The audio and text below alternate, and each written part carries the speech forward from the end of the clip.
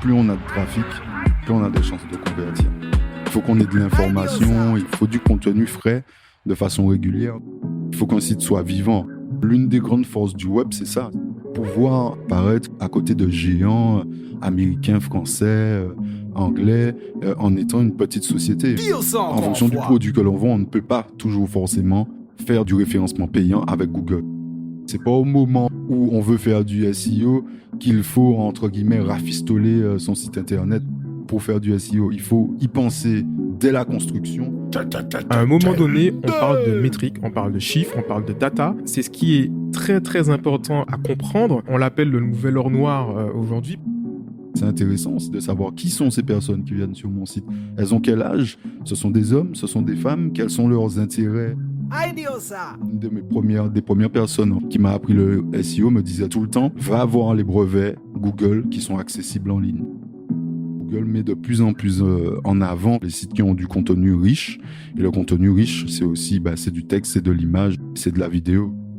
Est-ce que Google et les bots sont capables d'aller se dire la vidéo est de bonne qualité, l'image est de bonne qualité, elle est pertinente par rapport au sujet que l'on traite, choses comme ça ou pas?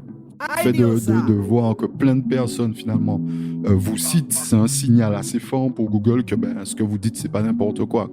C'est ça aussi qui est excitant finalement en SEO, c'est que ça change tout le temps. En fait, tout change tout le temps.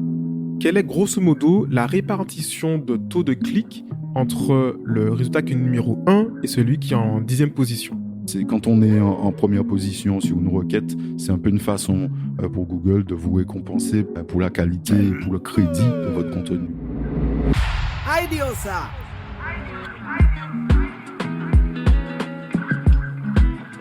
One more time again. Je suis Gérald Joseph Alexandre, digital nomade et grand passionné de tout. Cofondateur de Platypus Agency, agence web spécialisée en e-commerce basée en Martinique, à Paris et en Colombie. Et un podcast qui me ressemble, 99% avis tranché, dans lequel nous aborderons des sujets digitaux, e-commerce, de voyage ou de food. Au travers d'interviews de talk débat, les invités de tous horizons échangeront autour de leur parcours, de leur histoire, partageront leur expérience, donneront leur avis tranché sur les sujets abordés. Se veut ouvert, inspirant, factuel et souhaite donner l'envie à ceux qui l'écouteront eux aussi d'affirmer ce qui les fait vibrer. Ou pas. Hello, bonjour à tous pour ce nouvel épisode du podcast IDOSA de la mini-série Discover. La mini-série Discover est une mini-série qui fait découvrir les métiers du digital. Alors, aujourd'hui, on est en Martinique. Je ne sais pas quand je vais publier le podcast, mais on est chez moi, dans mon bureau, dans la campagne martiniquaise. Et je reçois un consultant SEO, SIA, Pascal Omer, qui a pas mal voyagé, qui a bossé beaucoup au UK, qui est rentré en Martinique depuis quelques années maintenant. Et donc, l'idée aujourd'hui, c'est de pouvoir parcourir son parcours et puis de comprendre un petit peu son métier, qu'est-ce que c'est, quelle est l'importance de son métier dans l'écosystème digital. Pascal, bonjour. Bonjour, Gérald. Comment vas-tu ce matin? Très bien, à la maison, tranquille. Super. Là, c'est les vacances en plus. Là, c'est les fêtes de fin d'année. On est en train d'enregistrer ce podcast. Et Pascal me fait l'honneur de revenir à la maison aujourd'hui. Pascal, est-ce que tu peux commencer par te présenter un petit peu et puis me dire très succinctement en quoi consiste le métier de consultant SEO, SIA, s'il te plaît? Alors, je suis Pascal Omer, effectivement, comme tu as expliqué, fraîchement, rentré en Martinique depuis quelques années maintenant. Effectivement, j'ai passé un peu plus de 7 ans en Angleterre où en fait, j'ai appris le métier et où j'ai commencé aussi à exercer le métier de consultant SEO, principalement au départ de façon un peu... ce qui est assez drôle, c'est que finalement, j'ai commencé par le SIA alors que c'est vrai que j'ai une plus grosse passion pour le SEO. Et voilà, en fait, le marché du travail en Angleterre permet beaucoup d'expérimenter. Et c'est ce qui m'a aussi permis, sans expérience finalement du digital, de rentrer dans le monde du digital depuis l'Angleterre. Donc on va dire, on va faire un résumé assez rapide de mon parcours où j'ai commencé un peu en freelance. Alors, pour la petite histoire, J'ai répondu à une petite annonce sur un site de petite annonce qui s'appelle Gumtree, qui est très populaire à Londres, aussi bien pour trouver un logement que pour trouver un chien ou n'importe quoi. Et en fait, j'ai vu une annonce parce que, bon, faut mettre un peu le contexte. Je suis arrivé là-bas peut-être au pire moment, c'est-à-dire au moment de la crise des subprimes et cette crise C'était quoi? C'était financière. 2009 à peu près? Non, c'était Non. du 2008. 2008? C'était en 2008, donc en août 2008, au moment où justement la crise a frappé le monde entier, où on a eu un gros crack boursier. Et c'est à ce moment-là, en fait, j'ai vu. Alors, j'étais déjà dans le marketing traditionnel, hein, je sors du marketing traditionnel, mais ce qui manquait pour moi un petit peu de saveur. Et puis, quand je suis arrivé là-bas, j'ai vu des Burger King fermés, j'ai vu des enseignes fermées à cause de la crise. Et j'ai vu vraiment l'explosion, en tout cas là-bas, du e-commerce et du marketing digital par conséquent. Et donc, du coup, voilà, j'ai répondu à une petite annonce d'un head of digital, donc d'un directeur en fait d'une agence qui en fait prenait des projets un petit peu à côté Ok. et qui m'a permis justement déjà de faire mes premiers pas et donc, et donc de découvrir en fait le métier enfin les métiers du digital. Et voilà, j'ai commencé par créer des petites campagnes, euh, par apprendre, on va dire, par la lecture déjà, pour commencer. Mais voilà, j'ai aussi été un peu encadré au départ, mentoré. Et ça m'a permis en fait d'avoir pour moi ce qui est important, c'est-à-dire un état d'esprit digital. Parce que je pense qu'il y a vraiment ce qu'on appelle un état d'esprit digital, c'est-à-dire quelque chose euh, qui, qui, on va dire, qui encourage à se remettre tout le temps en question, mais aussi à ne jamais penser que l'on sait, en fait. Finalement, tout change assez vite. Et donc, du coup, voilà, ça m'a permis voilà, de me donner l'état d'esprit et le petit état d'esprit autodidacte qu'on n'a pas forcément quand on vient de France, quand on est français. Parce que nous, on est beaucoup plus scolaire. Et là, effectivement, j'ai pu voilà, un petit peu sortir un peu des chantiers battus et faire ce qu'on appelle voilà, en fait, apprendre tout seul, tout en étant un petit peu chapeauté voilà, par des spécialistes, des gens qui avaient beaucoup plus d'expérience et qui géraient voilà, de grandes marques déjà à l'époque. Donc j'ai fait ça et puis quand je me suis senti assez fort parce que c'était pas rémunéré à la hauteur voilà du niveau de vie de Londres, hein, donc ça a été difficile quand même à certains moments. Et donc du coup quand je me suis senti à peu près là j'ai postulé dans des agences donc où j'ai travaillé sur d'autres types de clients comme par exemple les jeux d'argent. Donc je pense qu'on va sûrement y Tout à revenir fait, ouais. mais donc voilà, et c'est comme ça que je me suis lancé. Et puis, au fur et à mesure, j'ai gardé cet état d'esprit d'apprendre tout le temps, de chercher tout le temps, d'être curieux, parce que je pense que c'est un élément important de ces métiers-là, puisqu'il n'y a pas de règles finalement totalement établies, comme dans d'autres domaines. Finalement, on peut être créatif et voilà, il faut apprendre à chercher finalement et à expérimenter voilà, pour établir un peu voilà, ce qui marche pour nous, etc., etc. Ok. Donc voilà. Tout à l'heure, tu as dit donc tu as commencé par un profil plus traditionnel en Mm. marketing. Mm. Est-ce que tu peux nous raconter un petit peu ton parcours, justement, par quoi tu es passé Voilà, alors j'ai fait une école de commerce et puis j'ai fait du marketing dans plusieurs sociétés. Donc j'ai fait du marketing dans de l'industriel, donc par exemple à Schneider Electric pour ne pas les nommer. J'ai bossé aussi un peu à IBM. Donc c'est vraiment des secteurs différents et finalement j'étais déçu, c'est-à-dire que c'est ce que je voulais, ce que j'ai toujours voulu faire. Mais finalement, le métier du marketing est assez différent finalement en fonction du type d'entreprise où on est, surtout quand on est dans de grandes sociétés comme celle-là. Et donc, du coup, je trouvais ça peu palpable. J'avais l'impression un petit peu d'être un maillon dans une chaîne, mais qui ne voyait finalement jamais le résultat vraiment de ce qu'il faisait. Donc, Ok. en fait, Et de pas avoir la main non plus forcément sur tous les tenants aboutissants? ben, il y a ça, mais c'était surtout en fait ne pas voir le résultat, avoir l'impression en fait que ce que je fais, le résultat de mon travail n'était pas toujours finalement palpable. Ok. C'est un peu ça qui me frustrait. Et c'est pour ça quand je suis arrivé en Angleterre que finalement la découverte finalement du marketing digital justement voilà, ça m'a beaucoup motivé parce que direct, je me suis dit ben voilà, il y a une action, on mesure direct. On voit si ce qu'on a fait est bon ou pas bon.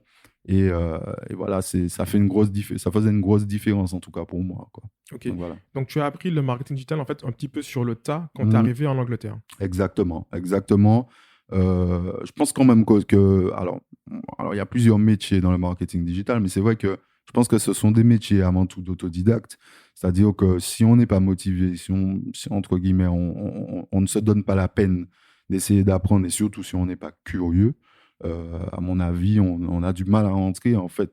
Et d'ailleurs, ça se voit quand on regarde un petit peu, quand on navigue sur YouTube ou sur un site internet, on voit souvent la publicité un petit peu du masterclass, de la formation pour tout savoir Qui du va répondre à digital. tous nos problèmes. Exactement. Et justement, je pense que ces gens se sont engouffrés finalement dans une brèche de gens finalement qui veulent faire du digital, mais qui finalement ne veulent pas forcément toujours se donner la peine d'apprendre tout seul. Et donc, c'est toujours bien d'être mentoré, attention. Mais en gros, on ne peut pas avoir des connaissances toutes cuites dans le bec, déjà, parce que là, c'est de la théorie. Il y a une grosse part de pratique aussi dans ce qu'on fait. Donc, pour moi, c'est important d'être curieux, quoi, en fait. Et l'exemple, justement, de ces messieurs, c'est un exemple, justement, où ils essayent finalement, d'attraper les gens qui n'ont pas envie de faire l'effort. Et pourtant, voilà, toute l'information, finalement, elle est en ligne, en fait. Elle est peut-être pas au même endroit, mais il y a énormément de sources d'informations pour apprendre. Et il faut se donner la peine, tout simplement, et avoir des objectifs et observer aussi le marché pour se rendre compte finalement de quelles compétences, les compétences les plus valorisées, les moins valorisées, et éventuellement voilà, faire des choix, puisqu'effectivement, il y a pléthore de choses à apprendre, quoi, effectivement. Ok. Alors, revenons un petit peu au commencement. Mm. Dis-moi, quel métier tu voulais faire quand tu étais petit? Ah. Alors, ça va paraître très, très, très naïf, mais bon, je pense que ça peut être drôle. C'est qu'en fait, moi, j'ai un film que j'ai vu, je ne suis incapable de donner le titre. Et en fait, je voyais un gars avec un ordinateur, et je me suis dit, il faut que je travaille avec un ordinateur. C'est tout, en Ok. fait. Et alors, deux choses. C'était l'attaché-caisse et l'ordinateur. Ah bah. C'était mes deux fixations quand j'étais plus jeune. Et du coup, en fait, je me suis dit, il faut absolument que je fasse un métier où je reste devant un ordinateur. Et finalement, c'est ce qui s'est passé. Mais entre le moment où j'avais ce rêve et le moment en fait où il a commencé à se réaliser, je n'avais presque plus ça en tête en fait. Mhm. On croit au destin ou au karma, je ne sais pas. Mais je me dis qu'effectivement, c'est pas pour rien en fait que je suis là-dedans. Donc c'était vraiment, vraiment ça. Si je n'aurais pas été dans le marketing, je crois que j'aurais aimé être avocat. C'est-à-dire que L'attaché caisse, du coup, tout ça. l'attaché caisse toujours, et puis le côté essayer de convaincre, argumenter, etc. Parce que même dans les métiers du digital, où finalement on est derrière un ordinateur, il faut aussi convaincre par des idées, par des concepts. Voilà, on a des stratégies, il faut convaincre aussi les gens pour lesquels on bosse, quoi. Ok. Donc, voilà. Et du coup, alors, dans tout ça, donc, je pense que l'ordinateur, très tôt, tu as été attiré par ça. Et à quel moment tu as découvert le web en lui-même? Alors, donc j'ai déjà découvert l'ordinateur. Alors ça, c'était déjà aussi une grande découverte pour moi à l'époque. Ma T'avais quel âge à peu mère près, avait ouais? fait cet investissement. Alors j'étais très jeune. Alors j'ai eu un voisin, un ami Dominique, qui m'a beaucoup inspiré là-dedans, qui avait son premier Amstrad à l'époque, avec les disquettes, qui avait Star Wars, etc. Donc moi, j'avais environ 4 ans. J'ai environ 4 ans de moins que lui. Donc, du coup, à l'époque, moi, j'étais vraiment Émerveillé, émerveillé. hein. Donc, du coup, j'ai harcelé ma mère pour avoir mon premier IBM Aptiva DX266, très exactement, avec le premier lecteur CD-ROM. Et voilà, il m'a montré comment on tapait les premières lignes de commande DOS aussi. Mhm. Et puis finalement, à l'époque, quand on avait un PC, on n'était jamais sûr, en fait, finalement, qu'une application, qu'un jeu allait fonctionner. Et en fait, ça m'a stimulé, en fait, assez vite. J'ai commencé à vouloir jouer dedans. Et puis, c'est parti de là, en fait. C'est vraiment parti de là. Et depuis, ben, j'ai eu moult machines. Et voilà, c'est comme ça, en Donc, tu es fait. quand même un petit peu geek dans l'âme, finalement. Ben, j'ai du mal à me l'avouer, mais en fait, c'est ça. C'est exactement ça, en fait. C'est que j'ai toujours été, tout ce qui est électronique, j'ai toujours été un peu. Voilà, j'ai un oncle aussi qui réparait des radios, etc. Et ça aussi, jouer avec des dynamos, ça c'était vraiment mon genre. Construire des bateaux avec des plaquettes de liège et une dynamo et la petite pile derrière, le branchement, tout ça. Ouais, ça a toujours été un peu un truc, un kiff, quoi, en fait. Et pourtant, j'ai rien construit d'extraordinaire finalement, mais voilà, j'ai toujours été un peu comme ça, quoi. Ok. Donc voilà. Et le web, du coup? Et le web, ben, comme tout le monde, voilà, on a eu nos premières connexions ici, nos premiers chats, etc. J'étais un peu, je ne comprenais pas comment ça fonctionnait, donc j'étais aussi assez fasciné par, ben, finalement, par cette capacité de pouvoir communiquer avec des gens qui étaient loin, qu'on ne connaissait pas forcément physiquement, donc il y a ce côté-là. Et puis, voilà, l'information finalement. Au-delà du web, c'était l'accès à l'information, en fait, que je trouvais passionnante à l'époque. Je cherchais, je me souviens, des codes pour débloquer les téléphones aussi. J'étais déjà un peu, je crois que j'étais un peu déjà Un peu dans geek, ouais, aussi, voilà, un ouais. petit peu, voilà. Et donc, je cherchais comme un malade, voilà, sans avoir aucune maîtrise de l'anglais. Donc, forcément, à l'époque, il n'y a pas énormément de, finalement, il y avait du contenu en français, mais ça restait encore Ouais. très, très basique. Et puis voilà, hein, en fait. Hein. Et puis au fur et à mesure, ben, à côté de cet accès finalement au web, il y a eu les compétences en marketing traditionnel dont je te parlais avant. Et puis finalement, l'Angleterre, qui m'a permis en fait de découvrir que je pouvais finalement mélanger les deux. C'est-à-dire avoir les deux en même temps. Donc Ok. voilà. Alors, du coup, tu m'as déjà raconté un petit peu le moment Mhm. où tu as eu un peu ce déclenchement de te dire, Mhm. ben, je voudrais travailler Mhm. dans l'informatique, entre guillemets, là, Mhm. dans tout ce qui est un peu vague. Euh, du coup, je vais avancer un petit peu par rapport à mon Mhm. déroulé. Est-ce que tu peux me dire qu'est-ce que ça veut dire le mot SEO dont on parle souvent? Alors, donc c'est le sigle en fait du Search Engine Optimization, qui veut simplement, alors qui se traduit en français comme référencement naturel, mais qui en fait, si on le traduit littéralement, c'est l'optimisation des moteurs de recherche. Donc Ok. voilà, si on le traduit comme ça. Donc en fait, l'objectif de quelqu'un en fait qui travaille son SEO, son objectif, c'est d'obtenir le meilleur positionnement dans les résultats de recherche sur les requêtes qui sont les plus pertinentes par rapport à ses produits ou ses services, par rapport à son activité. Donc voilà, c'est ça, on va dire, l'objectif final du SEO. Ensuite, donc, on aime à dire que c'est un canal naturel, donc gratuit. Donc ça, bon, ça on va broder autour de ça. Mais voilà, c'est un ensemble de techniques qui permettent à un site finalement d'être apprécié par le moteur historique connu qui est Google. Donc déjà, permettre à ce site d'être facilement navigable par les bots Donc, les robots Google, donc, de Google, ok. voilà, par les robots de Google. Et pour être, finalement, pour être indexé, donc c'est-à-dire pour être rajouté et pour être accessible, voilà, le plus facilement possible aux robots de Google. Donc ça, c'est, on va dire, ce qu'on appelle la partie on-page.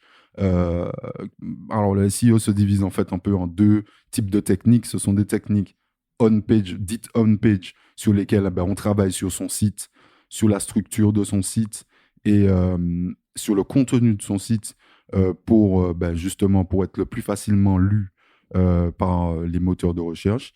Et il y a une autre partie qu'on appelle la partie off-page, donc qui se passe hors des pages, qui consiste beaucoup plus à la promotion finalement de son site internet auprès Ok. d'autres sites internet. On va rester pour rester générique, quoi. Ok. Et tu as parlé des robots de Google. Qu'est-ce qu'ils font, ces robots? À quelle fréquence ils viennent et qu'est-ce qu'ils vont analyser? Qu'est-ce qu'ils vont regarder sur les sites?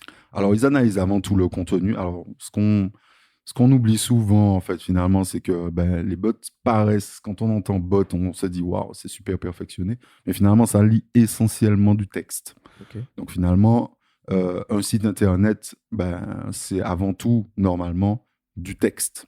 Donc, les bots viennent déjà pour une première raison. C'est déjà pour analyser le contenu et le mettre en perspective par rapport aux requêtes. Donc, c'est-à-dire que vous parlez de voiture sur votre site, Google va associer la thématique de votre site aux voitures et ainsi de suite. Euh, donc ça, c'est la partie contenu. Et ensuite, parce qu'évidemment, on vit aujourd'hui dans une ère où on aime avoir du contenu frais et toujours mis à jour. Il y a aussi cet aspect de fréquence, en fait, à laquelle les bots, finalement, viennent sur votre site. Donc, qui est une notion un peu plus de contenu, on va dire, frais. Et donc, c'est-à-dire de la mise à jour quotidienne. Voilà, il faut qu'un site soit vivant, finalement. Donc, on rajoute du contenu, on met à jour du contenu. Voilà. Et ça a un impact en fait aussi sur le référencement, le fait de mettre à jour régulièrement son site. Exactement. Parce que un site n'est pas censé être. C'est quelque chose un peu de muable, quoi. C'est-à-dire il faut qu'on ait de l'information, il faut du contenu du contenu frais de façon régulière. Donc, quand on est, par exemple, si on reste sur la thématique de voitures et d'automobiles, il y a des nouveautés, il y a des nouveaux concepts, il y a de nouvelles technologies. Donc, Google aime bien justement le fait pour avoir de la pertinence, qu'on traite de sujets qui sont pertinents par rapport à ce qu'on met en avant aux thématiques principales de notre site, quoi. Ok. Alors, tu as parlé du coup que Google va analyser le contenu. Mm. Est-ce que ça a une importance, enfin, du coup, d'avoir un contenu qui soit bien rédigé en bon français, avec beaucoup de bons mots, une belle structure. Et puis finalement aussi, aujourd'hui, dans 2021, il y a de plus en plus d'images, de plus en plus de vidéos. Mm. Est-ce que Google et les bots sont capables d'aller se dire, ben, la vidéo est de bonne qualité, l'image est de bonne qualité, elle est pertinente par rapport au sujet que l'on traite, choses comme ça ou pas? Alors, il y a des techniques justement d'optimisation qui permettent d'aider les bots justement à voir que l'on fait du contenu pertinent. Bien entendu, les images, il y a des façons aussi de les optimiser avec du texte qui n'est pas visible pour l'utilisateur et donc qui permet de donner encore de la pertinence au contenu. Et effectivement, voilà, au sujet de la vidéo, Google met de plus en plus en avant finalement les sites qui ont du contenu riche. Et le contenu riche, c'est aussi c'est du texte, c'est de l'image et c'est de la vidéo. Aujourd'hui, on aime beaucoup plus les supports, on va dire, didactiques. C'est-à-dire, on aime bien les petites vidéos. Voilà, on aime de moins en moins lire, ce qui est dommage, mais c'est quand même le cas. Dans les usages, ça se voit. Et donc, du coup, voilà, comment dire, il faut aussi mettre de la vidéo pour étayer un propos. Donc, voilà, Google aime le contenu riche. Finalement, si on y réfléchit un petit peu, si on sort en fait finalement du SEO, on se dit, mais on va sur le web pour consulter de l'information. Donc, sous quelque forme qu'elle soit, c'est-à-dire du texte, de la vidéo, de l'image. Et finalement, sans contenu, il n'y a pas de web finalement. Donc, il faut comprendre aussi les intérêts d'un moteur de recherche. Finalement, pour nous permettre d'acheter de la pub et pour permettre aussi de vendre de la pub, il faut aussi qu'il y ait une sorte d'éthique dans la création du contenu. Il faut qu'il y ait de la pertinence quand on fait une recherche. C'est aussi pour ça que Google est le premier, en fait. Hein. C'est aussi pour ça, c'est sa faculté à un petit peu trier le bon et le mauvais contenu. On imagine bien qu'à l'échelle de la planète, il y a énormément de contenu en ligne. Et donc, du coup, voilà, c'est sa capacité justement à détecter. Alors, c'est pas parfait, hein, c'est comme tout, mais à détecter les contenus les plus fiables, les plus crédibles, des moins crédibles. Et donc, voilà, c'est quand on est en première position sur une requête, c'est un peu une façon pour Google de vous récompenser pour la qualité, pour le crédit de votre contenu, quoi. Alors, du coup, on parle beaucoup de Google, mais il y a aussi d'autres moteurs de recherche. Il y a notamment Bing de Microsoft, il y a Yahoo, encore Quant, qui se veut le moteur français, il est un peu plus, on va dire, éthique du marché. Quelles sont, grosso modo, hein, les parts de marché entre Google et les autres, et à grosse maille? Et est-ce qu'il y a un intérêt à faire un travail spécifique pour ces moteurs de recherche autres que Google? Alors, donc pour la répartition, alors, je peux dire que Google doit être aux alentours de 60-70%, si c'est pas, je dirais même 80%, ça dépend du pays, du marché. Donc ça, bon, c'est clair que voilà, on a quand même plus intérêt à investir plus de son temps sur ce moteur de recherche-là. Mais justement, pour garder un petit peu ce côté de non, digital, de l'état d'esprit digital où on va en fait un peu dans la non-exhaustivité, pour moi, oui, si on a le temps, si on a les ressources qui nous permettent d'investir du temps justement sur d'autres moteurs de recherche, pourquoi pas? Ce sont toujours des sources de trafic et c'est toujours bon à prendre, quoi, en fait. Ok. Mais c'est vrai qu'on a tous tendance, pour des raisons de temps, d'investissement et d'argent, tout simplement à s'investir principalement sur Google. Même si, il faut le dire aussi, il y a des points communs entre tous les moteurs de recherche. Il y a des points communs dans le fonctionnement. Donc voilà, je pense que Google a inspiré pas mal de monde, quoi. Donc, Mais l'étape 1, c'est comme se dire, par rapport à son marché, soit son pays, sa cible, de voir qu'est-ce qu'eux utilisent. Il y a des pays, effectivement, qui vont beaucoup plus utiliser Bing que Google ou Quant ou même d'autres encore moteurs de recherche plus exotiques. Notamment, je pense qu'en Chine, Google, en Russie, il n'y a pas de Google. voilà, c'est ça. Donc voilà, il faut vraiment avoir cette idée-là en tête. Et puis, il y a peut-être des techniques qui sont différentes par rapport à ces moteurs de recherche-là. Donc, si nous, on cible, même si on est en Martinique, on est à Paris, et que nos clients qu'on veut cibler, ils sont chinois, par exemple, il y aura un travail à faire qui sera différent que si on a des clients qui sont en France hexagonale, par exemple. Bien sûr, bien sûr. Je pense qu'effectivement, chaque moteur de recherche fonctionne avec des technologies sûrement différentes. Donc, bon, je ne vais pas rentrer dans les détails parce que finalement, moi, j'ai quand même beaucoup passé plus de tout mon temps, finalement, sur Google. Donc voilà. Mais je pense dans tous les cas qu'il faut toujours essayer effectivement d'élargir ces sources de trafic au maximum. Et puis si on optimise un site, finalement, tant qu'à faire, autant essayer de l'optimiser pour le plus de moteurs de recherche que possible, quoi. Okay. Donc voilà. Ok. Alors, imaginons qu'on fait une requête sur Google. Classique, on recherche une voiture par exemple. On a, alors avant il y avait plusieurs pages, c'est un peu moins le cas, on est plus sur un flux continu, mais il y a quand même une première partie de résultats. Donc il faut qu'il y a 10 résultats, il me semble, sur la première page. Ça peut varier, ça varie beaucoup maintenant. ces jours-ci, justement. Ils tentent des choses. Mais en gros, ma question c'est, quelle est grosso modo la répartition de taux de clic entre le résultat qui est numéro 1 et celui qui est en 10e position? Alors, généralement, celui qui est en première position rafle un petit peu plus de 40% du trafic. Ensuite, quand on arrive en deuxième position, on arrive à peu près à un peu moins de 20%. Et quand on est en troisième position, on est à un peu moins de 10%. Okay. Donc voilà, et ensuite, on descend, et on peut le dire, à part si on cherche quelque chose de vraiment, vraiment, vraiment spécifique, on peut dire qu'en deuxième page déjà, on mange les miettes et on peut pas compter en tout cas sur le SEO quand on est en deuxième page comme une source de trafic, permettant de faire vivre, par exemple, un site de e-commerce, quoi. Donc il faut absolument être bien positionné. Donc en ayant un site SEO friendly, en faisant ce qu'il faut au niveau du SEO. Mais effectivement, ça montre à quel point c'est important d'être dans les 3 premières positions. Et puis, il y a une notion aussi dont il faut tenir compte aussi, c'est le côté branding aussi. C'est-à-dire que si on est une marque puissante ou si on est en concurrence, on va dire si on est sur un marché où il y a 3 marques, mettons, même si on est deuxième ou troisième, finalement, la répartition du trafic entre la première, deuxième et troisième position peut être un peu différente, puisque c'est un choix, on va dire, de produits, mettons, entre 3 marques automobiles, marque A, B et C, qui est un peu plus, qui est compliqué à faire.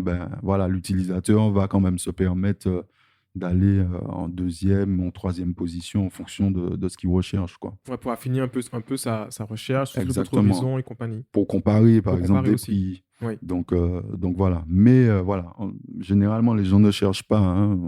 Ils n'ont pas le temps d'aller en page 3 pour vérifier. Ah oui, ça, c'est vachement important. Voilà, c'est ça. Après, moi qui connais un peu... qui connaît le métier, du coup, quand on cherche un produit, je vais quand même faire l'exercice connaissant justement connaissant un peu le marché. Je vais aller peut-être en deuxième, troisième page pour regarder si je ne trouve pas un produit moins cher. Parce que finalement, celui qui vend moins cher a peut-être un moins bon SEO qu'un autre. Parce qu'il a moins de moyens. Il a moins de moyens. Mais finalement, moi, en tant qu'acheteur, peut-être que je peux faire une affaire en regardant sur la deuxième ou la troisième page. Ok, Voilà. donc, donc là, c'est l'instant un peu conseil. Mhm. N'hésitez pas à aller en deuxième ou en troisième page. On peut trouver quand même des choses intéressantes. Exactement. C'est-à-dire que, surtout quand on recherche du prix, on compare des prix, voilà, se donner la peine, encore une fois, d'essayer de chercher un peu plus.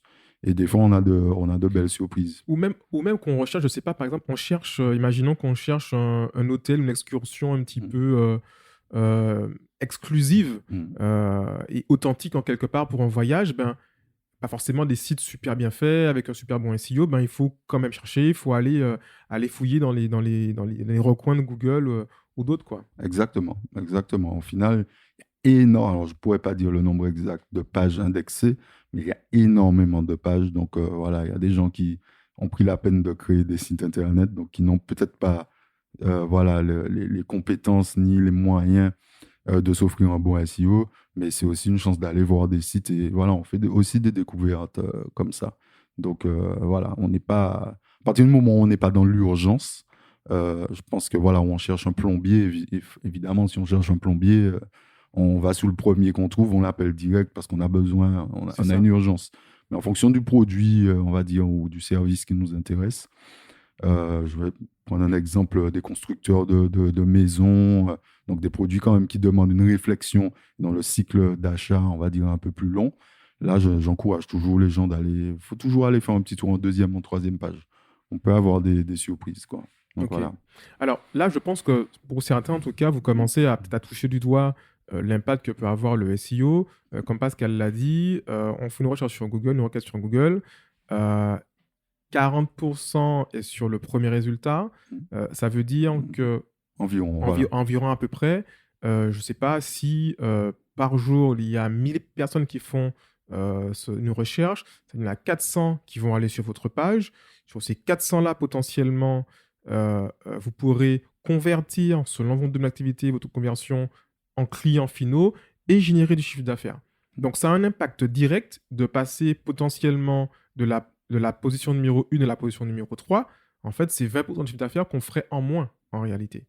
Exactement. C'est tout simplement ça. Et on peut même aller plus loin en se disant que finalement, plus on a de trafic, plus on a de chances de convertir. Bien sûr. Donc, voilà. Même si on est mauvais en UX qu'on a vu Voilà, précédemment, exactement. C'est ça.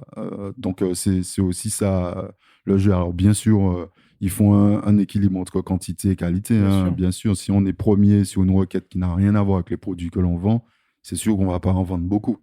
Mais voilà, l'objectif quand même, ça reste finalement d'aspirer un maximum du trafic. Et puis ce qu'il faut aussi dire, c'est que finalement, pour une marque, c'est aussi un moyen finalement de se faire connaître. Si on recherche, je sais pas moi, des plaquettes de frein, si on est le premier sur plaquettes de frein, à un moment, voilà, l'utilisateur qui sera venu sur le site, la masse d'utilisateurs qui seront venus sur le site, ben, connaîtront aussi la marque, c'est-à-dire pourront voilà, se familiariser avec la marque. Et peut-être que ben, Ils pourront voir autre chose après sur le site. Voilà, et puis même demain, s'ils ont envie d'acheter un autre produit, peut-être qu'au lieu de chercher le produit de façon générique sur Google, ils vont peut-être chercher directement la marque, ce qui est pour moi un peu le Graal finalement pour un site internet, c'est d'être connu. Aujourd'hui, on ne cherche pas site de commerce électronique, on cherche Amazon direct ou même mieux, on tape directement Amazon dans sa barre. Ouais. Donc voilà. Ok. Et du coup, tu as parlé d'indexation. Qu'est-ce que c'est l'indexation? Alors, l'indexation, c'est le fait, en fait, ben, finalement, d'être déjà accessible, de rendre son site accessible au moteur de recherche. Donc, je vais prendre un exemple tout con. C'est quand on a son ordinateur, finalement, et qu'on recherche un fichier, ben, pour le trouver, finalement, quand on cherche un mot-clé, donc ce sont déjà des moteurs de recherche, bien sûr. Et en fait, on se dit, ben, finalement, si dans le titre et dans le contenu de ce fichier que l'on recherche, il n'y a pas le mot-clé que l'on tape, ou bien simplement que l'ordinateur, finalement, ne trouve pas, ce qui est quasiment impossible hein, aujourd'hui, mais ne trouve pas le fichier dans votre ordinateur, ben, vous ne trouvez rien. Donc, c'est pareil pour les moteurs de recherche. Les moteurs de recherche, en fait, indexent, donc indexer, c'est-à-dire faire rentrer un site dans son index, donc c'est-à-dire dans son disque dur, si on veut faire un Sa parallèle base avec de données, finalement, voilà, du sous coup, sa base de données, et dire, ben, demain, si on le recherche, ben voilà, au moins, il est là. il est là et on est sûr de le trouver d'une façon ou d'une autre, quoi. Ok. Donc, voilà. Alors, on a souvent aussi parlé de tout ce qui est algorithme de Mm. Google. Comment fonctionne l'algorithme de Google? Qu'est-ce qu'il va regarder et à quelle fréquence il peut changer l'algorithme et quel impact ça peut avoir aussi sur un référencement? Imaginons que moi j'ai un site où je suis premier. Mm. Demain, Google sort un nouvel algorithme. Est-ce que je peux être moins bien référencé, passer en troisième position pour X raisons? Alors, ce qu'il faut comprendre, c'est que justement, le fonds de commerce de Google, finalement, c'est de donner des informations les plus pertinentes possibles à ceux qui recherchent sur leur moteur. Donc, ça, c'est une première chose. Donc, au final, comment dire, techniquement, euh, les moteurs de recherche évoluent aussi avec les usages. Donc, on a énormément sur une année, et d'ailleurs sur cette année 2021, il y a eu pas mal d'updates. Donc, il y a des changements en fait sur la façon dont Google perçoit finalement la qualité d'un contenu. Ce qui veut dire aussi, parce que ça on l'a pas abordé, mais c'est vrai qu'il y a des gens aussi qui cherchent à tricher, hein, c'est le monde.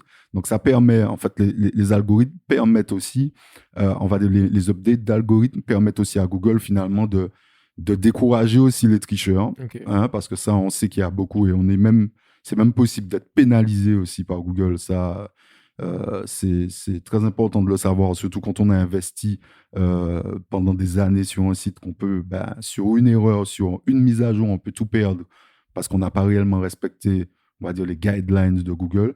Mais en termes de, entre guillemets, en termes de signaux, en fait, sur les algorithmes, il y a plus de 200 signaux connus.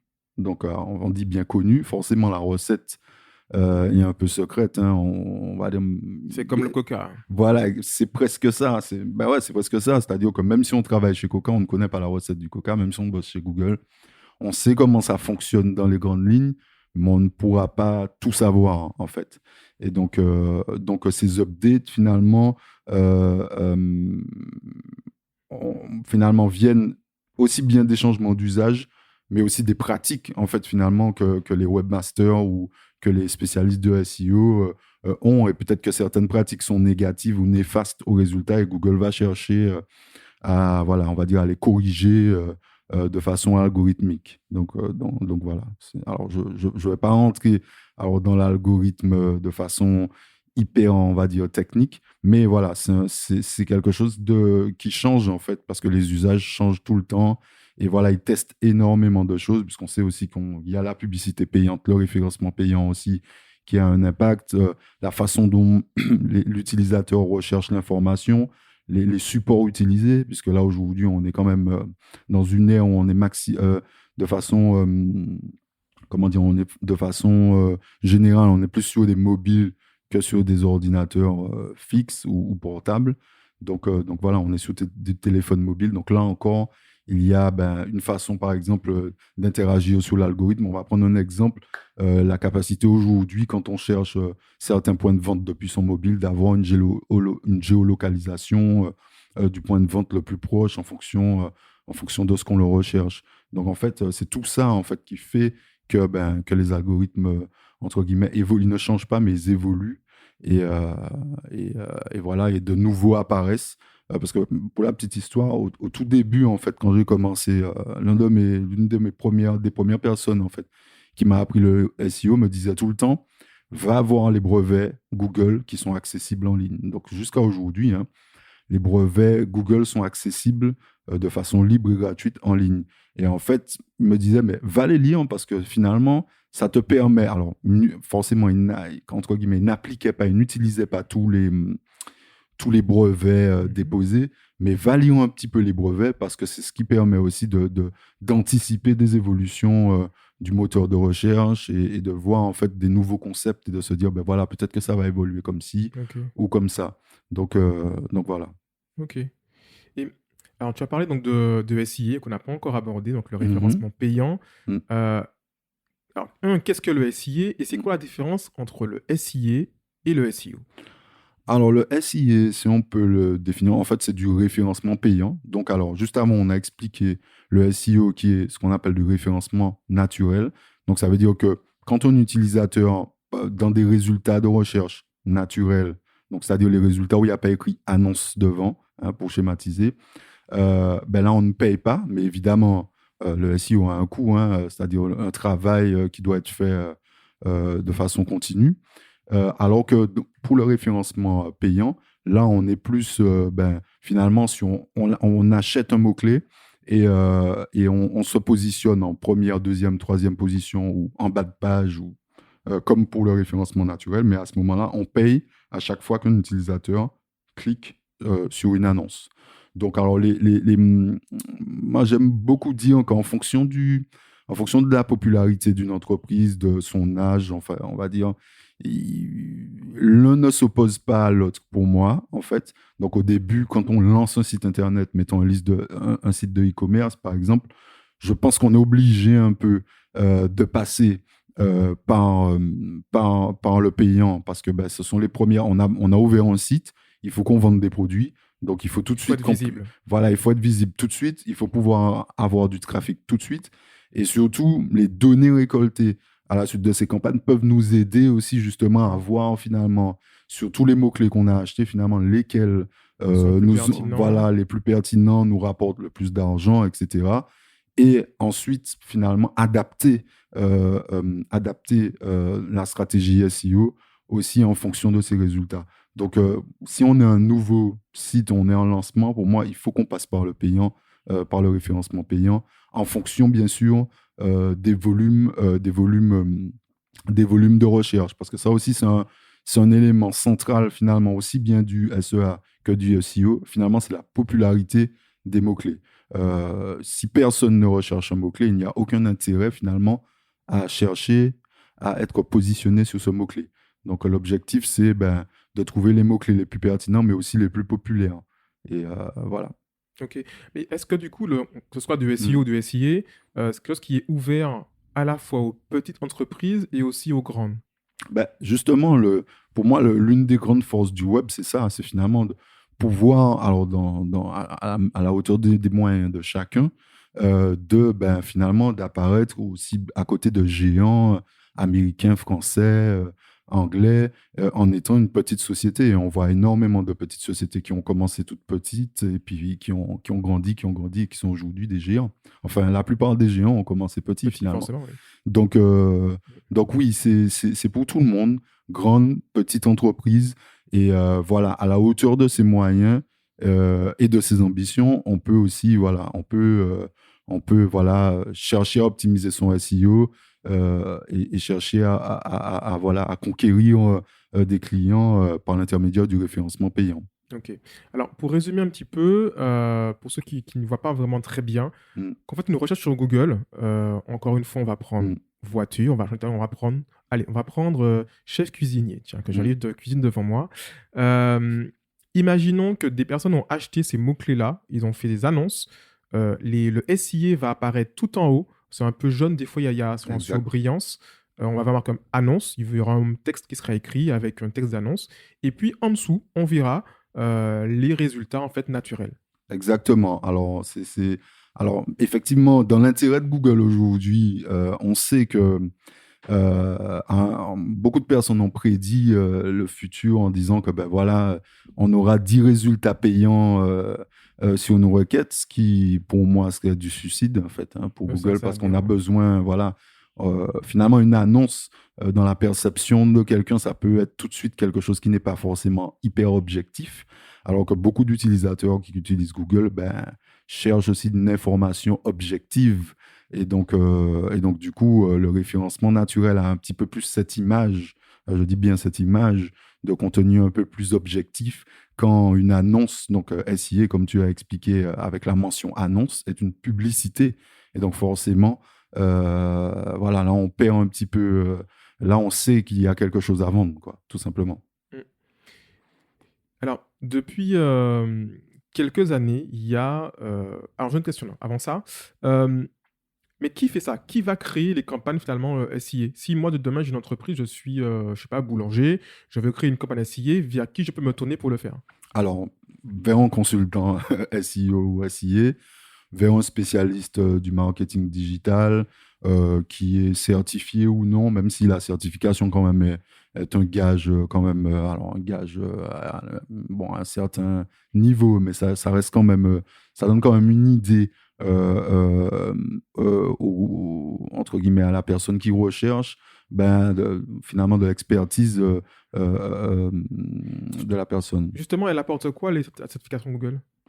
Alors, pour moi, c'est ça, hein. C'est surtout, alors, même si ça ne garantit rien, Bien hein, sûr. aucun diplôme, certificat ne garantit la qualité du travail de quelqu'un, La mais ça maîtrise de permet l'outil, quand ouais. même, pour quelqu'un qui n'y connaît pas grand-chose, quand même d'avoir une idée, un repère, et qui lui permettent de dire, voilà, ce gars-là, quand même, sait de quoi il parle. Voilà, il est certifié. Donc, ça reste quand même un élément important. Alors, beaucoup sous les marchés un petit peu émergents, comme la Martinique, la Guadeloupe, comme les Antilles, de façon générale. Mais je pense que c'est peut-être un peu moins Sur important les quand grosses on est, places, ouais. voilà, quand on est dans l'Hexagone ou en Angleterre, aux États-Unis, puisque finalement, il y en a tellement qui sont certifiés que, bon, voilà, voilà, pour faire le tri, c'est pas plus simple, quoi. Ok. Euh, Merci beaucoup du coup. Depuis quelques années, on a un vrai essor de ce qu'on appelle le référencement local. Mm. Est-ce que tu peux nous en dire un petit peu plus sur ce que c'est et en quoi ça peut nous aider dans le quotidien? Alors, le référencement local, alors, si on doit le définir, c'est permettre à une entreprise d'être trouvée donc, sur le même principe que le référencement naturel. Mais là, on parle beaucoup plus de points de vente, entre guillemets, de brick and mortar, c'est-à-dire de points de vente physiques, on va dire, que l'on veut mettre en avant. Donc, ça peut être le mécanicien, ça peut être le boulanger, et donc qui permet déjà de le géolocaliser et de lui donner aussi une petite présence. On a Google My Business, par exemple, qui permet aussi bien de se positionner, de se présenter de façon succincte, sans forcément avoir un site Internet. Et ça peut venir en complément d'une page Facebook, enfin, voilà, mais c'est un moyen, en tout cas, pour une petite entreprise, on va dire, pour moi, voilà, de se positionner sans trop d'ambition, mais d'être surtout facilement trouvable. Et on va prendre l'exemple du boulanger. Finalement, on ne va pas acheter son pain en ligne, quoi. On va aller à la boulangerie. Donc, c'est un moyen, voilà, pour quelqu'un qui recherche dans la zone dans laquelle il se situe, de trouver le boulanger le plus proche de lui, quoi. Donc, Ok. par exemple. Mm. Et est-ce qu'on peut faire du référencement payant aussi en référencement local? Alors oui, mais oui, c'est possible aussi hein, de faire du payant et de mettre en avant, par exemple, sa géolocalisation par l'intermédiaire du SIA. Donc ça c'est possible aussi. Mais je pense que ça dépend vraiment de la zone, c'est-à-dire géographique dans laquelle on est. En Martinique, par exemple, on sait où un point de vente est, même si, voilà, Alors, on sait si on est, si on est si on local. est local, Ouais. voilà, on sait si on est local et puis si on a déjà été ou déjà entendu parler du point de vente. Mais voilà, comment dire, on va dire que sur, et puis quand on se déplace aussi. Mais c'est vrai qu'on va dire que comparé à une ville comme Paris, par exemple, si on recherche un plombier, du moins, et qu'on est, je sais pas moi, dans le 13e, si tu veux, les options peuvent être hyper grandes, quoi. Donc, Bah, si donc tu veux, voilà. ah ouais, prends le micro un petit peu, ajuste-le. Tu seras plus à l'aise, je pense. On Voilà, voit que tu hop, bouges un petit peu. exact, voilà, Ouais. nickel. Mais ok. Parce que moi, j'ai vu effectivement à la fois sur Google Maps et sur Waze, qui appartient maintenant aussi à Google, Mm. on voit des commerces qui font de la publicité. C'est vrai. C'est vrai que, alors ça a été ouvert effectivement un peu plus récemment, ouais, je dirais il y a 4-5 ans, aux enseignes locales. Ce qu'il faut dire, c'est qu'il y a plusieurs types, on va dire, de niveaux de prestations que l'on peut faire avec Wiz. Toutes ne sont pas accessibles Ok. en Martinique, mais effectivement, c'est un coût quand même assez dérisoire finalement mensuellement d'investir et d'apparaître sur Waze. Donc, voilà, pour un point de vente, je pense que c'est effectivement un investissement à faire, quoi. Ok. Alors, est-ce que tu peux me dire de toute ton expérience que tu as eue justement en Angleterre, dans un domaine très concurrentiel, me parler un petit peu de tout ça. Mm. Qu'est-ce qui t'a marqué le plus dans toute la concurrence que tu pouvais avoir dans ces métiers-là en Angleterre? Alors, moi, ce qui m'a marqué le plus, c'est j'ai bossé sur les jeux d'argent et qui est un milieu, on va dire, borderline. Hein, je ne vais pas rentrer dans plus de détails. Mais la concurrence, c'était énorme, énorme, énorme, énorme. C'était un petit peu avant que la France légifère aussi un petit peu sur les jeux d'argent et permette finalement aux sites de poker, de casino, etc., d'avoir des licences leur permettant finalement de travailler de façon complètement légale, puisqu'il y avait un flou juridique à l'époque avant l'Ariège ou l'Argel, je crois. L'Argel, ouais. Avant l'Argel. Donc, ouais, moi, ce qui me choquait, c'était finalement, on a parlé de pourcentage de trafic, de répartition de trafic en fonction de son positionnement dans les résultats. Comment ça pouvait avoir un impact énorme sur le porte-monnaie. Et je me souviens encore, petite anecdote à l'époque, dans l'agence où je bossais, généralement le dimanche soir, on allait tous faire un petit tour, vérifier un petit peu comment les sites dont on s'occupait se positionnaient, parce qu'on savait que ça allait complètement définir le lundi matin, la réunion avec la direction le lundi matin. C'est-à-dire que vous avez des changements de position au day-to-day, quoi. Oui, au day-to-day.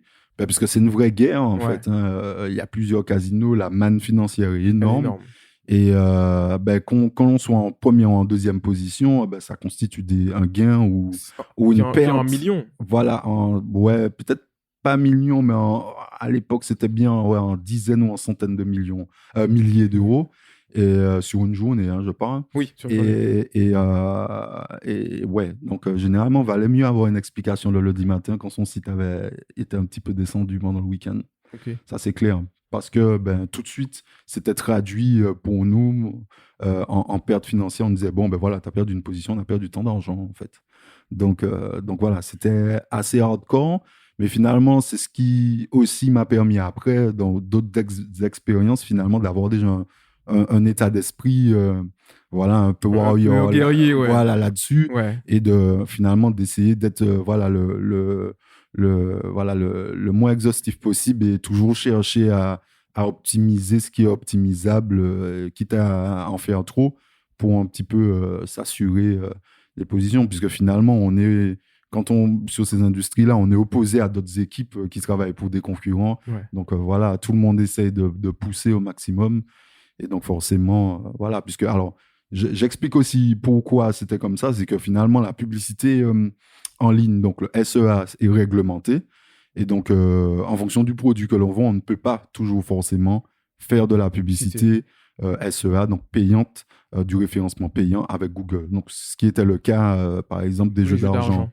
Et donc, du coup, ça rend la tâche difficile. Tout, en fait, reposait sur deux piliers, le SEO et l'affiliation. Et l'affiliation, donc l'affiliation de petits sites de poker ou de casino qui renvoyaient du trafic vers nos clients, quoi. Donc voilà, quand on dépend finalement de peu de sources de revenus, à l'époque, il n'y avait pas encore, Facebook n'était pas encore aussi populaire. Donc du coup, c'était la source principale, c'était ça, quoi. C'était le référencement naturel. C'est vrai qu'on n'a pas abordé quelque chose, mais notamment pour le SIA, il y a des domaines qui sont interdits en termes d'achat d'enchères sur les mots-clés. Tu l'as dit, les jeux d'argent, il y a la religion, l'alcool, choses comme ça, le sexe, et aussi le cannabis et tout. Et donc, du coup, en fonction de son business, il y a des choses qu'on ne peut pas activer en payant. Et bien, effectivement, la guerre est d'autant plus féroce sur du naturel. Voilà, alors ça c'était à une époque, parce qu'à l'époque, finalement, les jeux d'argent n'étaient pas assez réglementés, donc ça a créé énormément de problèmes. Et puis il y avait aussi le sujet qui était important de l'addiction au jeu. Si le marché n'est pas contrôlé, on peut moins facilement aider finalement les gens qui sont addicts addicts aux jeux d'argent. Donc voilà. Mais aujourd'hui, maintenant qu'il y a un système de licence, il est possible de faire de la publicité, par exemple D'accord. pour la loterie nationale, voilà, la loterie nationale peut faire de la publicité, mais il y a encore quand même des documents à fournir à Google pour le faire, quoi. Pareil pour l'alcool, pareil, sauf le CBD ou ce type de produit ou les cigarettes électroniques, tout ça où là comme la législation est un peu plus vague, où là c'est beaucoup plus difficile finalement de faire de la publicité payante. Voilà, on a dit des diffusions limitées, etc., etc. Donc du coup, si on compte que sur ça, on ne compte que sur ça, effectivement, voilà, on peut avoir des difficultés, quoi. Donc voilà. Alors, par rapport au moment où tu as commencé à bosser dans le domaine et Mhm. maintenant, on va dire qu'il y a eu l'avènement des portables, du mobile. Mhm. Quel a été l'impact finalement du mobile sur le référencement naturel? Est-ce qu'il y a eu un travail à faire supplémentaire? Est-ce qu'il Alors, faut absolument optimiser des choses? alors forcément, quand on est sur un mobile, on est sur un autre type d'écran. Donc forcément, alors Google a clairement dit, on aime dire menacer des fois dans le métier, mais Google a clairement dit qu'un site qui est responsif, donc c'est-à-dire qui s'adapte à la taille de son écran, ou un site qui a une version mobile et une version, par exemple, tablette et une autre version ordinateur, sera toujours mieux référencé qu'un site, qui, bah, voilà, qui n'est S'adapte pas, pas voilà, et qui ne s'adapte pas. Donc ça, c'était l'une des premières, on va dire, l'une des premières choses, c'est que Google a bien vite vu avec l'avènement des smartphones, mais aussi des connexions Internet mobile, donc de la 3G, depuis la 3G jusqu'aujourd'hui, la 5G, ben, que les usages ont changé. Et comme je disais un peu au début, Google s'adapte aux usages, ne contrôle pas les usages. Bien sûr, il les entre guillemets, il les influence légèrement, mais finalement, aujourd'hui, la plupart des gens sont sur mobile. Donc forcément, ben, déjà, le site Internet, finalement, le biais, doit s'adapter déjà à l'usage mobile, quoi. Et ça, c'est encore plus important pour nous en Martinique, où on sait qu'on a énormément de zones blanches, de zones où finalement la qualité le réseau. d'Internet et du réseau n'est pas extraordinaire. Et donc, du coup, aujourd'hui, il y a pas mal de gens qui ont accès à Internet uniquement parce qu'ils ont un mobile et qu'ils ont accès à la 4G. Donc, pour le référencement, ça a eu déjà cet impact-là, de devoir adapter son site en fonction du support, donc du device utilisé. Donc ça a été le premier impact. Le deuxième impact, c'est que ben, forcément, quand on est sur un ordinateur, on a une liste qui est beaucoup plus, on va dire, facilement consultable que sur un mobile voilà, où tout est un petit peu plus petit. Donc la nécessité aussi d'être vu et d'être bien positionné voilà, est plus Indispensable, bien importante sûr. parce que finalement, quelqu'un qui recherche sur son mobile, s'il est en mouvement, s'il est à la recherche d'une solution à un problème pendant il marche dans la rue, il va pas naviguer sous les 3 pages, il va pas chercher indéfiniment, quoi. Mm. Donc voilà. Ok. Et comment dire ça? Et surtout la partie, alors, si demain moi j'ai une application mobile, Mm. est-ce que je peux référencer, comme sur Google, mon application sur les stores, Mm. et quelle mécanique ou levier que je peux actionner par rapport à ça? Alors oui, ben, dans tous les cas, on va dire que sans ça, étant donné aujourd'hui les standards et les systèmes d'exploitation utilisés aussi bien sur ceux de la pomme et sur Android, Android? donc sur Google? Android, Google, quoi, tout simplement. Encore une fois, ouais. Forcément, les stores, bah, déjà, ce sont des lieux qui permettent une visibilité. Donc, ce sont des mini-moteurs de recherche, finalement, Mhm. d'application. Ensuite, forcément, ben, si on a une application qui n'est pas connue, par exemple, on a tout intérêt à passer par le levier des campagnes d'application, ce qu'on appelle des campagnes universelles d'application, qui sont possibles avec les mêmes outils, finalement, les mêmes outils permettant de faire le référencement payant, donc Google Ads, qu'on n'a pas cité, effectivement, et qui permettent voilà, aussi de faire de la publicité sur tous les réseaux de Google, donc aussi bien sur les résultats de moteurs de recherche que sur votre vidéo YouTube qui appartient aussi à Google, et aussi sur d'autres applications, finalement. Voilà, on peut créer des campagnes de génération de téléchargement Et aussi, on peut créer des campagnes aussi d'interaction et d'usage qui permettent aux utilisateurs, en fait, d'encourager les utilisateurs qui ont déjà une application à l'utiliser plus fréquemment, puisqu'on sait tous que finalement, il y a, alors j'ai pas le pourcentage exact en tête, mais il y a une part énorme d'utilisateurs qui téléchargent une application et qui ne l'utilisent jamais. Qui ne l'ouvrent jamais, ouais. Voilà, ou qui l'ont ouvert une fois et puis finalement qui l'ont laissé sur leur téléphone, mais qui, voilà.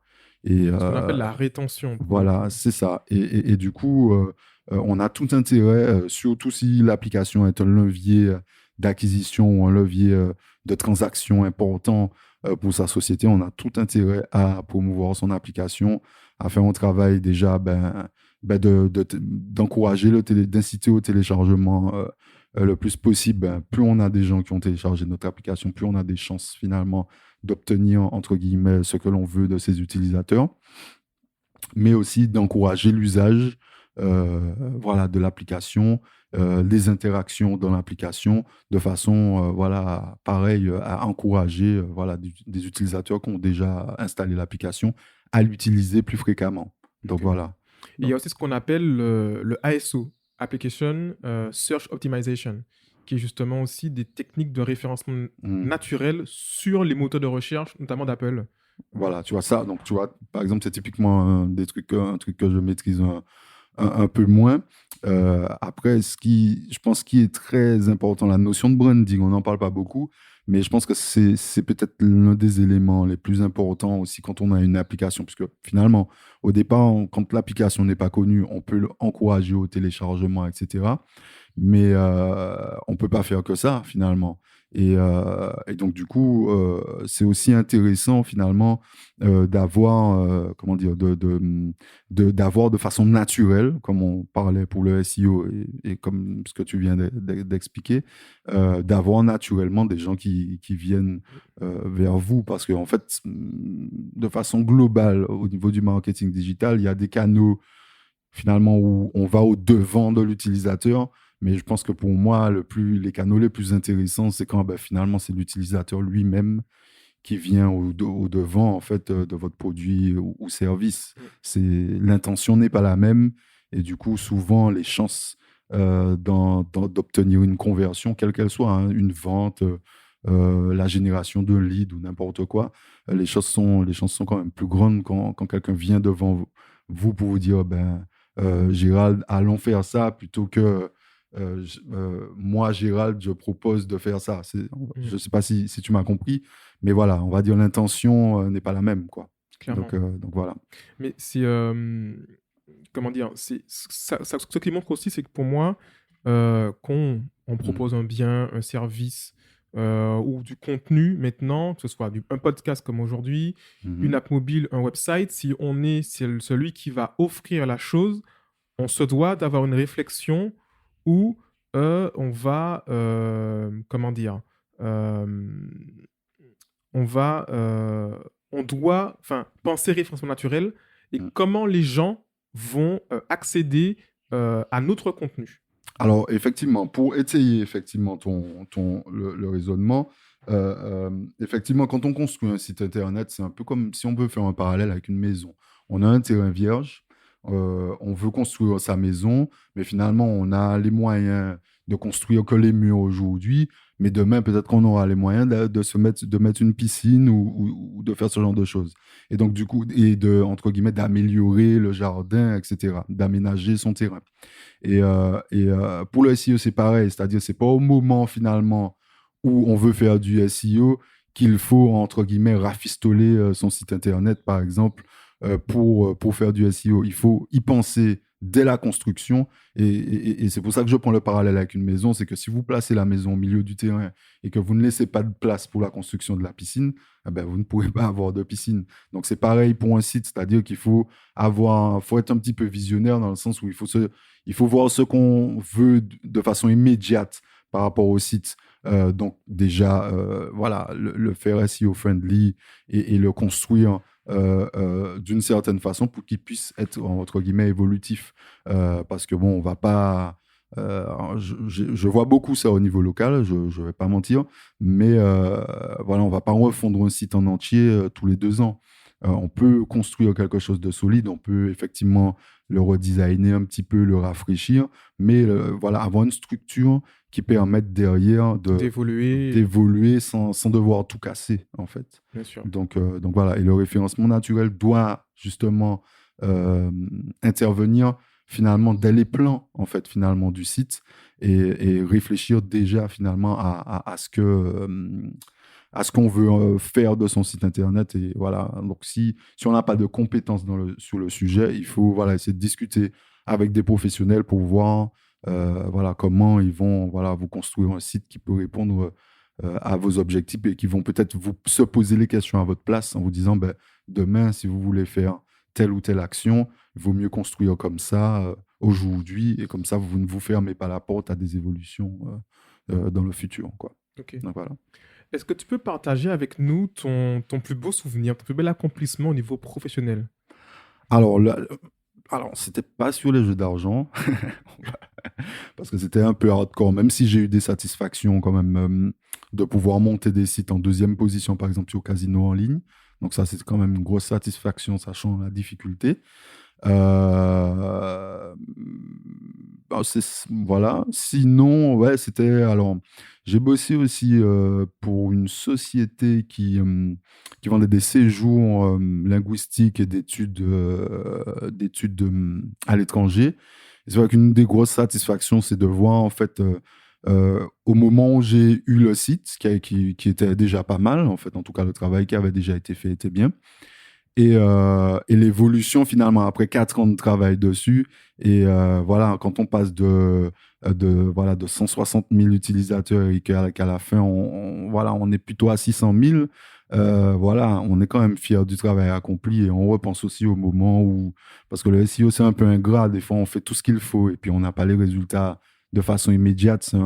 C'est un mélange d'ingratitude et de patience aussi, puisqu'on les résultats, quand on met en place du SEO, ne viennent pas forcément tout de suite. Et donc, du coup, ouais, de voir l'évolution sur le temps et de voir, en fait, que, voilà, quoi, que le travail paie et que voilà. C'est Ça, important c'est satisfaisant. ce que tu viens de dire, parce que je pense que tout le monde ne l'a pas encore bien saisi. Sur le référencement naturel, alors, on va payer des consultants pour mettre en place des choses. Par contre, on ne verra pas tout de suite forcément le résultat de ce qu'ils vont mettre en place. Voilà. Ça peut prendre des semaines, voire des mois, en fait, Voilà. avant de voir le résultat. C'est ça. Alors, si on part vraiment de quelque chose qui est vraiment, vraiment pas optimisé, il y aura des petits, ce qu'on appelle des quick wins, quoi. Ouais. On aura des premières évolutions, des premiers changements qui vont déjà commencer à être visibles. Donc ça, c'est une bonne chose souvent pour le client, de façon à l'encourager. Après, en fonction, parce que il y a aussi une part de concurrence et une part de les mots-clés finalement sur lesquels on cherche à se positionner, s'ils sont par exemple moyennement recherchés. Quand je dis moyennement recherchés, on dira qu'il y a 100 personnes qui recherchent un mot-clé par mois, mais qu'on est 3 enseignes à vouloir, entre guillemets, ce petit bout de gâteau, ça peut prendre plus de temps parce que voilà, tout le monde bosse dans la même direction, aussi bien les concurrents que toi en tant que consultant. Et donc, forcément, ça peut prendre jusqu'à 6 mois pour voir des résultats. Donc, voilà, c'est un travail de fourmi un petit peu. Et voilà. Et voilà. Donc, oui, c'est un travail sur du long terme. Mais voilà, ce qu'il faut voir, c'est que voilà, le SI est plutôt court terme, si on veut les comparer finalement. C'est court terme, c'est tout de suite. J'ai du trafic, je paye tout de suite. Le référencement, c'est un investissement à moyen long terme où voilà, entre guillemets, on capitalise avec le temps sur le travail effectué. Et voilà, finalement, on a des résultats sur le long terme, mais des résultats qui arrivent avec un coût bien inférieur. Finalement, parce que pour le SIA, quand on arrête de payer, on n'a plus rien, c'est fini. C'est ça. Donc, c'est-à-dire, on va essayer tant que la carte bleue passe, c'est bon. On peut, mais quand s'il n'y a plus de sous, voilà, c'est fini. Ça. Alors, pour expliquer un truc qu'on n'a pas encore dit, effectivement, quand il y a les annonces sur la page de recherche de Google, on a défini un budget par jour sur ces annonces-là, et à chaque clic, il faut voir comme une image où on décaisse en fait quelque chose. Chaque clic est payant, en final, c'est ça. Hein. Voilà, chaque clic est payant et quand on ne paye pas, on n'apparaît pas, ça on l'a dit. Et chaque clic est payant et donc d'où l'importance, parce que c'est un point qu'on n'a pas encore peut-être aborder là, c'est l'analyse. Parce que finalement, aujourd'hui, si on paye un Ça clic tombe à... bien, c'est le prochain sujet. Voilà, si on paye un clic à 5 euros et qu'on vend un produit à 1 euro, là, tout de suite, il y a peut-être un problème de rentabilité. Et donc, voilà, au niveau du ROI ou ROAS, qui sont des instruments de mesure, en fait, de retour sur investissement en fonction de l'achat publicitaire que l'on a effectué, c'est important d'analyser parce qu'on peut vite se ruiner, finalement, avec du référencement payant, donc du SEA, c'est-à-dire on paye des clics qui ne conduisent à aucune vente ou à aucun lead. Et là, ça devient vite un problème. Donc, c'est pour ça que c'est important parce que ce qu'il faut dire aussi, c'est que ces plateformes sont, entre guillemets, très accessibles. Donc, on pourrait penser qu'on peut s'improviser finalement SIA ou SEO et puis on se dit, bah, tiens, les choses sont construites. Et je pense que Google est un petit peu malin sur le coup, de donner l'impression aux gens que finalement, ils peuvent tout faire eux-mêmes. Donc oui, effectivement, dans les faits, tout le monde, en tout cas, pourrait monter une campagne SEA, une campagne payante sans trop de problèmes. Mais Elle serait moins pertinente. voilà, elle sera moins pertinente et ça risque finalement l'économie qui a été faite en ne payant pas, par exemple, un consultant. Eh C'est de ben, l'argent pour voilà, rien. c'est de l'argent qui peut être brûlé assez facilement et assez vite sur des campagnes où, comme j'expliquais, on paye énormément de clics et puis, Il se passe rien. et puis il ne se passe rien. Et là, c'est une perte sèche, quoi, pour la Mhm. société. Donc, voilà, là encore, il y a un travail d'optimisation à faire, à laisser faire par un professionnel qui peut en même temps aussi peut-être pas vous former, mais vous donner un petit peu des billes pour comprendre en fait ce qui est effectué, quoi. Alors justement, comment on fait pour analyser un petit peu tout le travail qu'on a mis en place? Mhm. Est-ce qu'il y a des outils pour ça? Est-ce qu'il faut des compétences particulières? Alors, l'outil de mesure de fréquentation d'un site qui est le plus utilisé aujourd'hui, bah, c'est encore Google, c'est Google Analytics. C'est un élément, on va dire, comme j'ai expliqué, qui permet alors d'analyser les résultats, d'analyser le trafic qui est recruté, mais aussi qui permet aussi finalement de travailler sur ce qui est perfectible sur votre site internet. Alors, je vais prendre un exemple. Vous avez une page de vente. Tout le monde, je sais pas moi, arrive sur votre site et tout le monde s'en va. Aussitôt arrivé, s'en va tout de suite. Donc là encore, il y a, on va dire, des éléments d'analyse qui sont donnés par Google Analytics qui permettent ensuite d'affiner aussi bien l'expérience utilisateur, donc c'est-à-dire finalement l'ergonomie de votre site, que la pertinence du mot-clé que vous auriez ciblé, que par exemple les étapes aussi qui sont faites sur le site, la navigation, la facilité de navigation et la clarté en fait du site, qui sont des éléments qui sont analysables par Google Analytics. Donc il y a d'autres solutions, on va dire payantes, un peu plus onéreuses, mais tout le monde utilise Analytics. Et donc c'est ce qui permet, voilà, aussi finalement de segmenter ces utilisateurs en fonction de leur niveau d'engagement avec votre site. Donc, alors, je vais essayer de traduire ça. C'est de voir la proportion d'utilisateurs qui ont peut-être se sont arrêtés à l'achat de juste avant l'achat de votre produit. Donc, parce qu'il y a un problème qu'il faut identifier. Donc, ces chiffres permettent justement d'analyser tout ça et de voir là où on peut progresser. Ça permet aussi d'avoir un repère démographique parce que c'est intéressant aussi de savoir qui sont ces personnes qui viennent sur mon site. Elles ont quel âge? Ce sont des hommes, ce sont des femmes? Quels sont leurs intérêts, leurs centres d'intérêt? Ça aussi, c'est des informations que Google Analytics nous donne et permettent aussi finalement derrière, quand on crée une campagne, d'avoir déjà une idée un peu de la cible. Parce que ce que j'ai beaucoup vu aussi dans le marketing digital, c'est finalement, j'ai eu des clients qui avaient une idée finalement de leur clientèle, mais qui était basée sur rien finalement sur rien de tangible. Et puis finalement, de leur montrer avec des résultats analytiques ou des résultats de campagne, avec des chiffres, en leur montrant finalement que leur cible, pas tant leur client que ça. voilà, c'est ça, et que leur cible finalement n'est pas celle-là. Et donc ça permet aussi d'ajuster le message marketing, d'ajuster peut-être un peu sa communication en fonction de ça également. Donc Analytics, c'est un élément indispensable quoi, pour tous ceux qui sont propriétaires de sites internet et tous ceux aussi qui utilisent la publicité en ligne pour voir ce qui s'y passe, pour suivre des micro-conversions, des conversions, enfin de suivre en tout cas ce qui se passe sur le site et les actions effectuées par l'utilisateur sur ce site, quoi. Alors là, vous le comprenez bien, effectivement, on parle digital, mais encore une fois, dans tous les épisodes de podcast qu'on a fait pour le moment, à un moment donné, on parle de métriques, on parle de chiffres, on parle de data. C'est ce qui est très, très important à comprendre. On l'appelle le nouvel or noir aujourd'hui parce que la donnée, ils ont un pied là-dessus. Facebook, c'est ce qu'ils font. Google, c'est ce qu'ils font. C'est sur les données. C'est sur nos données. Effectivement, il y a plein de débats sur le RGPD, compagnie. Mais encore une fois, vous qui avez votre entreprise et qui vous voulez optimiser, ne serait-ce qu'à budget équivalent, ce que vous investissez en communication, en marketing, en acquisition de trafic ou aussi en customer care, donc prendre soin de votre client, c'est important pour faire les bons choix de connaître vos clients sur le bout des doigts.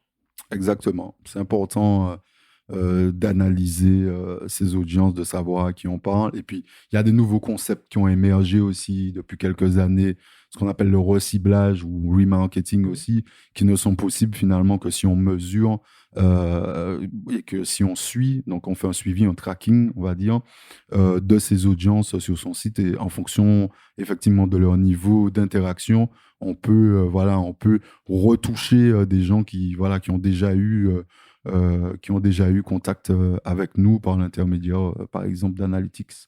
Donc oui, ce sont des éléments vitaux. Et puis, j'aime bien, alors, je n'oppose pas toujours de traditionnel avec le digital, mais pour moi, la donnée, on va dire, non déclarative, donc la donnée récoltée de façon, alors, elle est récoltée de façon, tout le monde sait qu'on récolte de la donnée, mais finalement, ça a peu d'impact finalement sur l'usage finalement du site. Si on devrait comparer finalement ces données qu'on récolte à des données déclaratives sur des questionnaires d'enquête papier, pour moi, la valeur en fait de ces données est beaucoup plus importante que du déclaratif. Et donc, c'est intéressant aussi d'avoir des données, ces données-là, parce que c'est ce qui permet de voir, on va dire, la vérité, quoi. Si tant est qu'il y en ait une, en tout cas, on s'en rapproche le plus possible avec ça, quoi. Donc, Okay. voilà. Imaginons que je suis un chef à domicile, je me lance, j'ai mon activité, je crée un petit site internet et je veux être plus visible sur internet et je viens te voir. De quel élément tu as besoin en fait pour construire une stratégie de référencement naturel?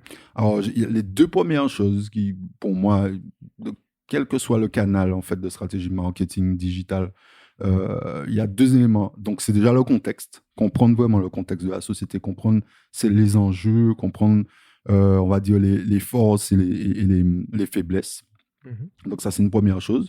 Et ensuite, la deuxième chose, c'est comprendre l'objectif business, donc l'objectif commercial, finalement, pourquoi vous me contactez et finalement, quel est votre objectif réellement pour votre entreprise. Alors, oui, tout le monde dira, je veux un plus grand chiffre d'affaires, mais plus précisément, finalement, qu'est-ce que l'on veut, qu'est-ce qu'on attend en fait d'un utilisateur qui vienne sur notre site. Donc ça peut être j'ai envie qu'il consulte mes recettes, ça peut être j'ai envie qu'il commande et qu'il me commande une prestation à domicile. Je voudrais, je sais pas moi, qu'il me vendre des plats finalement directement comme ça en click and collect par exemple. Donc voilà, il faut déjà savoir quels sont vos objectifs. Voilà.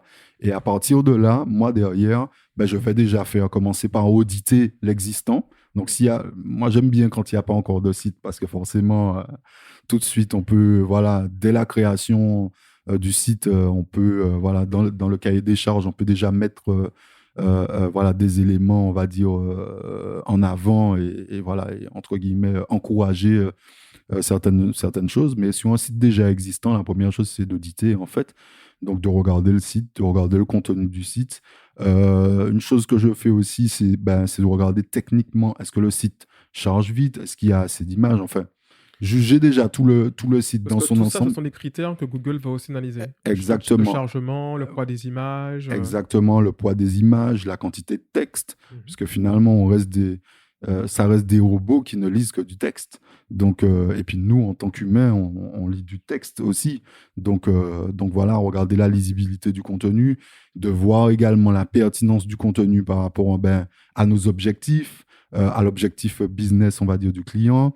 Et puis surtout, regarder, pour moi, il y a des outils qui permettent de voir un petit peu la popularité aussi de certains mots-clés, de voir aussi sur quels mots-clés, donc sur quelle requête ou expression le client devrait se positionner pour être le plus pertinent par rapport à ses objectifs justement commerciaux, à ses objectifs C'est ça, donc commerciaux. il y a tout Une analyse, une voilà. analyse et puis un univers de mots-clés aussi à définir avec lui par rapport à ses Exactement. objectifs. Un champ sémantique qui est important pour l'optimisation de sites. C'est-à-dire, on revient un peu à ce qu'on a dit un peu plus tôt. Voilà, si on parle, mettons, voilà, de Tinel en Maury, si on ne cite pas le terme Tinel en Maury Alors, sur c'est une quoi page. Tinel en Maury pour ceux qui ne sont pas martiniquais? Alors, ce sont des bananes peu mûres, pas mûres en fait, hein, des bananes Pas vertes, des mûres, mais bananes vertes. plantains, qui sont très populaires en Martinique. Ouais, Et c'est qui l'instant sont foot du podcast. exactement, et qui sont bouillies avec de la morue et des feuilles de bois d'Inde qui sont des feuilles, on va dire, qui sont un peu une épice. Je crois qu'il vient d'Inde d'ailleurs. J'espère que je ne dis pas de conneries. Je ne sais pas, en tout cas, En moi direct. j'en ai chez moi. Il y a Voilà. un arbre qui s'appelle le bois d'Inde et on prend les feuilles qui ont un goût très fort, un petit peu comme le laurier, mais un peu plus fort encore. Voilà, et c'est un plat à l'époque. Ce qu'il faut dire, c'est que bon, voilà, c'est un plat qu'on peut manger au petit déjeuner et avec de l'avocat, par exemple, et qui est plutôt bourratif et qui permet d'avoir de l'énergie, on va dire, Dès le matin. dès le matin. Donc, c'est un peu un plat traditionnel que je pense que la plupart des Martiniquais, peut-être même Antillais, aiment quoi, et apprécient. Et donc, voilà. Donc, pour revenir un peu à mon, à mon propos, c'est que, voilà, si on ne fait finalement, aucune mention de ce plat sur son site internet, c'est plutôt évident que si un utilisateur dans un moteur de recherche ce plat, eh ben, il ne tombera pas, en tout cas, il ne le trouvera pas sur notre site. Et donc voilà, donc cet aspect pertinence, et voilà, c'est ça en fait, le référencement naturel, c'est aussi ça, c'est être le plus pertinent possible en fonction des critères de Google sur un mot-clé ou une requête donnée. Quoi. Et qu'on veut cibler aussi pour le coup, quoi. Exactement. Ok. Avec qui un consultant SEO va interagir au quotidien s'il est dans une équipe? Avec qui il interagit? Alors, forcément, il interagit beaucoup avec les développeurs, parce qu'en fait, j'aime bien un petit peu, d'ailleurs, le référenceur payant aussi, hein, en fait. Hein. J'aime bien l'analogie du pilote de Formule 1 ou de rallye ou encore du pilote d'avion, finalement. On n'est pas totalement, finalement, des techniciens, mais dans le cas d'un pilote de Formule 1, par exemple, je pense que Lewis Hamilton, c'est mécano, il n'est pas mécanicien, mais il peut quand même dire à un mécano, écoute, alors, il n'y a pas d'embrayage hein, sur les Formule 1, mais je prends vraiment, vraiment une image, dire, ben voilà, mon embrayage est trop haut, mon rayon au niveau de mon volant, en fait, il est trop large ou trop serré. Et donc, il doit pouvoir interagir avec justement les techniciens pour leur dire ce qu'il veut, en fait. Bon, ton rapport, il est trop long, chose comme ça. Voilà. Exactement. Les images sont trop lourdes sur le site. Ça ne charge pas assez vite, etc. Et donc, la communication doit être, pour moi, peut-être pas quotidienne, mais presque. En fait, en tout cas, il faut une relation entre le technicien, on va dire le technicien développeur, par exemple, ou le web designer, parce que tout ça aura un impact sur le résultat final. Il faut voir ça un peu comme une grande chaîne, en fait, où au bout de chaîne, finalement, il y a le résultat, mais voilà, voilà. C'est ça. Et là, on commence un peu, enfin, à force des épisodes de podcast, à voir un petit peu toute la chaîne. On a vu les développeurs, on a vu les UX designers, on a vu les UI designers. Ben, tout ça, ce sont des métiers qui sont dans cette chaîne-là dont Pascal parle. Voilà. Alors, il y a comment on fait finalement, une fois qu'on s'est dit ça, comment on fait du référencement naturel? J'ai entendu parler de balises méta, description, Mhm. de choses à faire à mettre dans le code, de netlinking un petit peu. Mm. C'est quoi tous ces éléments-là? C'est quoi ces leviers en fait? Alors là, on va rentrer dans des choses, Un peu plus technique. voilà, un peu plus techniques. Alors, quand on essaie d'assurer, en fait, alors il y a des éléments, tu as parlé de méta. On va commencer par les méta, les balises méta. Les balises méta, ce sont en fait c'est les premières choses finalement qu'un utilisateur voit. À partir du moment où vous apparaissez dans les résultats de recherche liés à une requête, ben, la première chose finalement que l'utilisateur voit, c'est ce title, qui est ce titre, donc qui est déjà une accroche pour l'utilisateur, et la description finalement de... C'est le gros truc bleu là que vous voyez Voilà, sur Google, et cette description aussi qui décrit qui est un en petit peu noir. ce que vous proposez. Alors ça, c'est déjà des éléments qui aujourd'hui ne sont pas, de façon algorithmique, je vais dire, ne sont pas totalement pris en compte par Google pour le positionnement. C'est-à-dire que vous aurez les meilleurs méta du monde. Si le reste ne marche pas, vous ne serez pas en première position. Ça, c'est clair. Mais c'est un élément qui, pour moi, est super important parce que ben, finalement, dans certains cas, c'est la première chose qu'un utilisateur voit de vous en tant que marque ou en tant qu'enseigne, quoi. Et donc, du coup, c'est un élément, c'est le premier élément visible, on va dire, avant même que l'utilisateur n'aille sur votre site. Donc, il y a les méta, il y a le contenu, la structure du contenu, puisque là encore, on parle là des robots. Donc, sur une page Internet, et d'ailleurs, même en tant qu'humain, finalement, quand on lit un texte, on aime avoir des paragraphes, des titres, des sous-titres. Donc, ça aussi, ce sont des éléments à mettre, entre guillemets, à surveiller sur une page Internet. Donc, la structure d'une page. Syntaxique de la page. Comment? Nous, la syntaxe, c'est ça? Pas seulement la syntaxe, mais surtout la structure. C'est-à-dire avoir ton H1, donc ton H1, ton H2, ça, ton ouais. H8, la hiérarchisation en fait Ouais. du contenu sur Un peu ton comme site. quand on fait un livre ou un... Exactement, une dissertation, même un article de journal, sûr. finalement, il y a des paragraphes, il y a des parties, des sous-parties.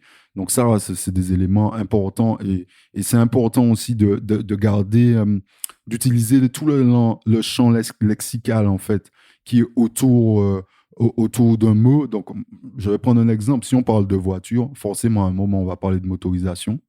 On va parler donc de diesel, d'essence, on va parler de boîte de vitesse, on va parler de consommation.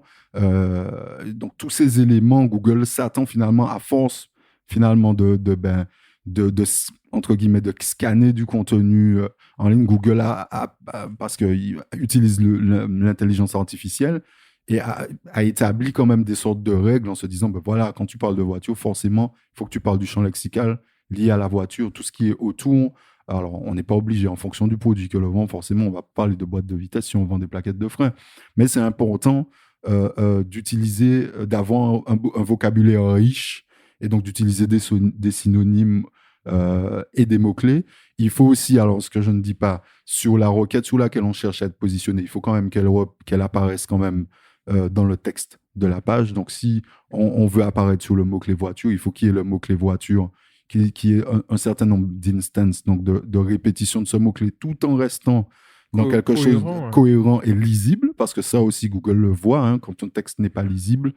Si je mets voiture à chaque phrase, bon, à un moment, voilà, c'est pas... Voilà. Ça ressemble plus à rien. Ça, c'est plus du français et c'est plus lisible. Donc voilà, il y a ces éléments-là. Après, il y a des éléments de structure aussi qui sont importants. Tu vas m'arrêter, GG, parce que je peux continuer comme ça pendant des heures. Hein.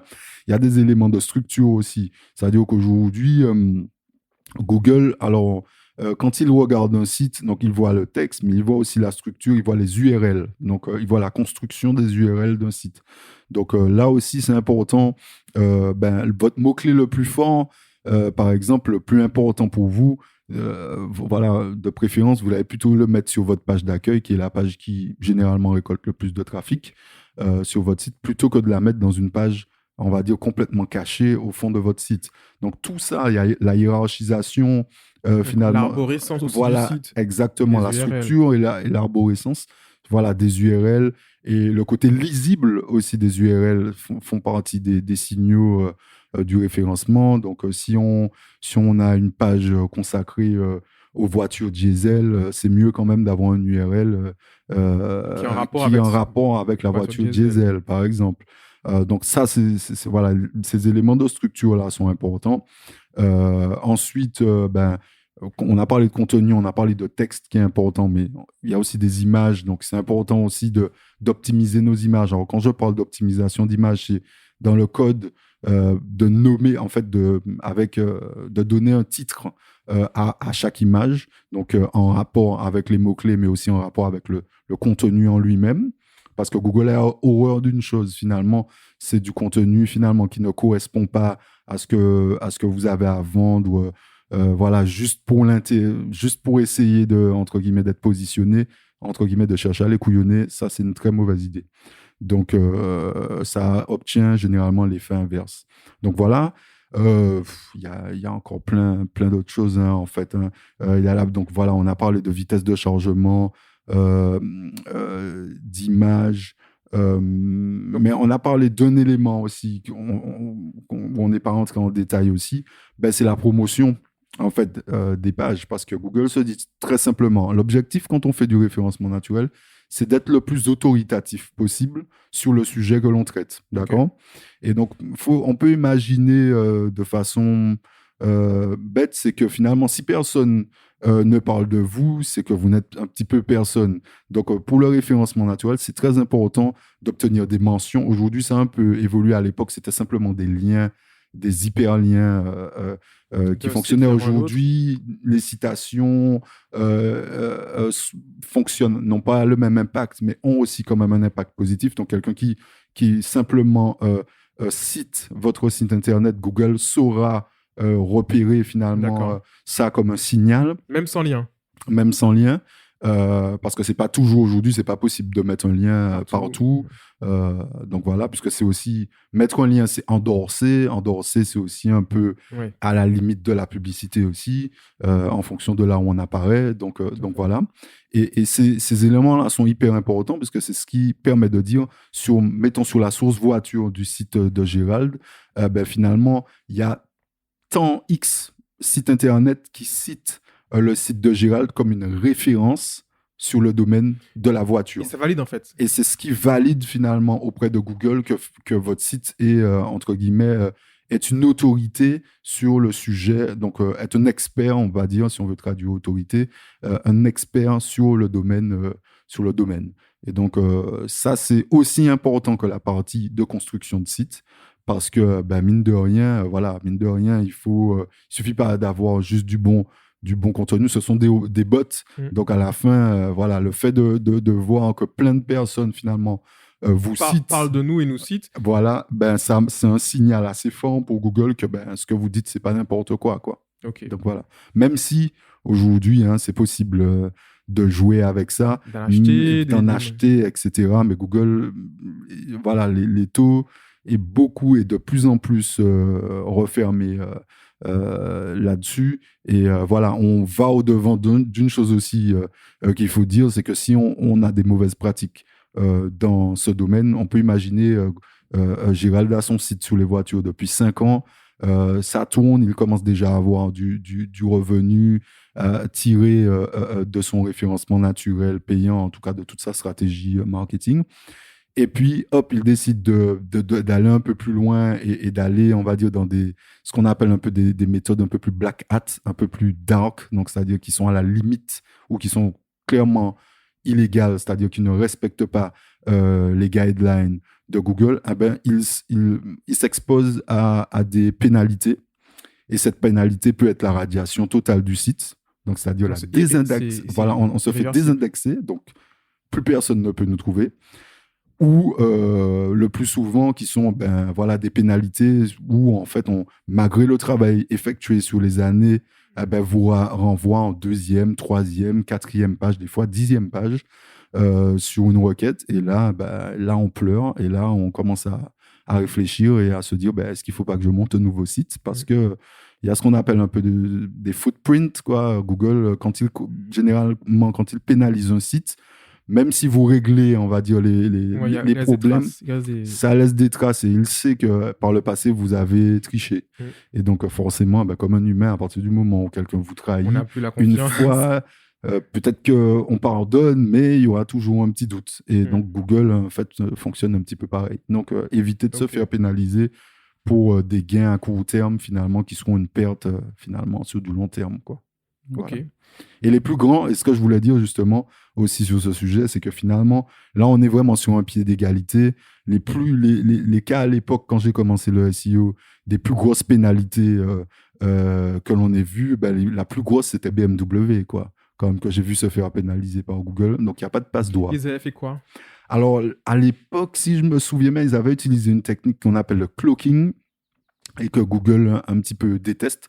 C'est-à-dire, c'est le fait de présenter une page euh, euh, euh, au moteur de recherche, mais qui est différente pour l'utilisateur une fois qu'on arrive D'accord. sur le site. Et Donc, une page super optimisée pour Google, Mhm. jolie, machin, etc. Exact. Ouais, Et pour puis le de l'autre DP. côté, on a fait le mal propre. Ouais. Et ça, non, ça passe pas. Ça, c'est une des premières choses pour Google. Et puis, on avait un autre cas, c'était Interflora à l'époque, Interflora, la concurrence est rude, surtout dans les grandes villes occidentales, Paris, Londres, tout ça, etc. Et qui avaient, eux, carrément acheté des liens de façon tellement obvious, tellement évidente, que voilà, eux aussi, ils ont pris très très cher. Ben, pour la petite histoire, alors, quand on achète un lien, généralement, on a ce qu'on appelle, on achète une encre de lien. Mhm. C'est-à-dire, on achète un lien fait qui en fait est fait sur une requête. C'est-à-dire que par exemple, dans un texte, s'il y a voiture, je fais le lien sur voiture. Et ça a un impact positif Ok. sur le référencement naturel. Mais de façon naturelle, euh, Google considère que tous les liens qui arrivent vers le site de Gérald ne doivent pas pointer à partir d'une Du voiture. même mot, ouais. Si c'est toujours le même mot qui est utilisé, ben là, ça paraît suspect. Et c'était un peu l'erreur d'Interflora, c'est d'avoir utilisé un petit peu trop les mêmes D'accord. encres de liens. Et ils s'étaient fait pénaliser à cause de ça également. Parce que naturellement, puisqu'on parle quand même de référencement naturel, ben naturellement, il y a des liens, des gens entre guillemets, qui créent des liens avec juste l'adresse Internet, d'autres sur une encre de texte, d'autres Sur différents types de mots, finalement. Voilà, c'est ça. Voilà, c'est ça. Ça peut être sur gerbe de fleurs, ça peut être sur couronne, ça peut être sur bouquet de roses, etc. Et Google regarde ça aussi, et c'est entre guillemets, c'est un signal pour lui aussi. Si tous les liens arrivent toujours avec les mêmes encres, bah, c'est qu'il y a un problème. Et voilà, Interflora, on a fait les frais. Donc ça montre bien finalement que, quelle que soit la taille de l'enseigne, de la marque, au final, tout le monde peut être sanctionné. Il n'y a pas de passe-doigt à ce niveau-là, en fait, quelle que soit la marque. Et même si BM, par exemple, investit des millions sur du référencement payant sur Oui, de Google, l'autre côté, ils ça peuvent ne se faire changera détruire rien, en fait. en SEO. Voilà, puisque les pénalités sont souvent algorithmiques et dans les cas, pas extrêmes, mais dans les cas où c'est vraiment un peu abusé, ça peut être manuel aussi. C'est-à-dire que Google a des gens chez eux qui vont aller vérifier en fonction de signaux. Ouais, ce qui a été fait. Voilà, et qui vont dire, analyser voilà. Là, et pour en sortir, généralement, je peux vous garantir que ça prend un petit peu de temps. Ça prend du temps, et pendant ce temps-là, on n'a pas le même trafic, on fait moins de chiffre d'affaires, et voilà. Ok. Est-ce que tu peux nous dire comment tu fais pour te tenir à jour? Tu as parlé tout à l'heure effectivement d'aller regarder les brevets de Google, mais est-ce que tu as autre chose, des routines particulières, des gens que tu suis, des podcasts que tu écoutes? Comment te tiens à jour? Alors, je lis beaucoup. Alors, c'est toujours intéressant de lire parce qu'en fonction, en fait, finalement, même beaucoup de littérature, entre guillemets, beaucoup de gens aux États-Unis et en Angleterre, donc beaucoup de blogs et d'articles plutôt en anglais parce que c'est là aussi où ils partagent un peu le plus leur expérience, c'est là où ils donnent un petit peu le plus d'informations. Donc, il y en a plusieurs. Alors, je suis beaucoup parce qu'en fait, Google communique finalement beaucoup par l'intermédiaire de Monsieur Muller, qui est en fait un des représentants finalement des moteurs, un peu du moteur de recherche sur l'aspect un peu technique SEO, John Mueller, je crois qu'il s'appelle, et qui donne de l'information, qui répond un peu à des questions. Donc lui, je lis pas mal ce qu'il dit parce que bon, sans nous donner la recette secrète, il laisse quand même, il donne quand même, il enlève des doutes sur certains concepts parce que ce qu'il faut comprendre, c'est que finalement, il n'y a pas, Google ne peut pas, enfin, ne nous donnera jamais en tant que SEO la marche à suivre totale pour être Bien premier. sûr, Ils ouais. ne vont pas nous donner la recette puisque c'est comme ça qu'ils pourraient se faire copier, par exemple, et être concurrencés par d'autres moteurs. Donc, du coup, il y a il y a une grande part d'expérimentation aussi et de choses que l'on teste et qui fonctionnent peut-être pour moi et qui ne fonctionnent peut-être pas dans un autre secteur. Donc, il y a beaucoup de choses comme ça. Et donc, du coup, c'est intéressant, en fait, de lire déjà John Mueller qui ne nous dit pas tout, mais qui nous donne, voilà, souvent, qui nous pointe dans des directions et voilà, qui nous aide. Il y a lui. Après, plutôt sur la méthode, il y a des gens comme Ren Fishkin, qui est le fondateur de SEO Moz et qui n'est plus, donc qui a quitté le bateau et qui lui aussi qui a des articles en fait, qui écrivait des articles, mais SEO Moz de façon générale, qui propose des articles sur leur blog avec ce qu'on appelle le Whiteboard Friday, qui donne un peu des éléments en fait de la stratégie SEO, comment aller obtenir des liens de façon sans les payer, de les avoir de Ok. façon légale, donner des tactiques d'approche auprès de blogueurs, par exemple, ce qu'on appelle l'outreach, essayer d'avoir de parler à des blogueurs par exemple, de faire du co-branding et de leur proposer, par exemple, ben, fais-moi un article, tu me cites dans ton article, Des etc. petits Et échanges. voilà, des échanges, voilà, mais plutôt basés sur le contenu, Mhm. donc pas monétaire, quoi, parce que c'est interdit, hein, normalement. Et donc voilà. Et donc il y a lui, Ren Fishkin, il y a Neil Patel aussi. Là, lui, c'est un peu plus générique web marketing que je lis quoi de façon régulière. Et puis il y a on va dire des sites comme Search Engine Roundtable. Enfin, il y a quand même assez Je de. vous mettrai tout ça dans la description du podcast, aussi bien les liens Hmm. que les noms des personnes que Pascal suit. Voilà, et voilà, et pour moi, c'est ça, en fait. Comme je disais au début, c'est ça aussi qui est excitant, finalement, en SEO, c'est que ça change tout le temps. En fait, tout change tout le temps. Et donc, en fait, on est toujours curieux, finalement, de ce qui se passe et de ce qui Alors, arrive. justement, comment tu vois ton métier dans 5 à 10 ans? Alors, il y a une chose, je ne sais pas, mais il y a deux choses. Alors, il y a même un concept, quand j'étais encore là-bas, dont on parlait beaucoup et qui peine un petit peu finalement à se démocratiser. C'est ce qu'on appelle le voice search, Mhm. donc C'est vrai, l'utilisation ouais. de la voix comme bien de recherche avec tout ce qu'on sait aujourd'hui, En les langage naturel Alexa, aussi. etc. Donc ça aussi, même si on a établi aujourd'hui que finalement l'usage est quand même très répandu aux États-Unis avec on va dire les HomePod, enfin avec Ouais. tous ces petits objets connectés dans la maison avec lesquels on peut interagir par la voix.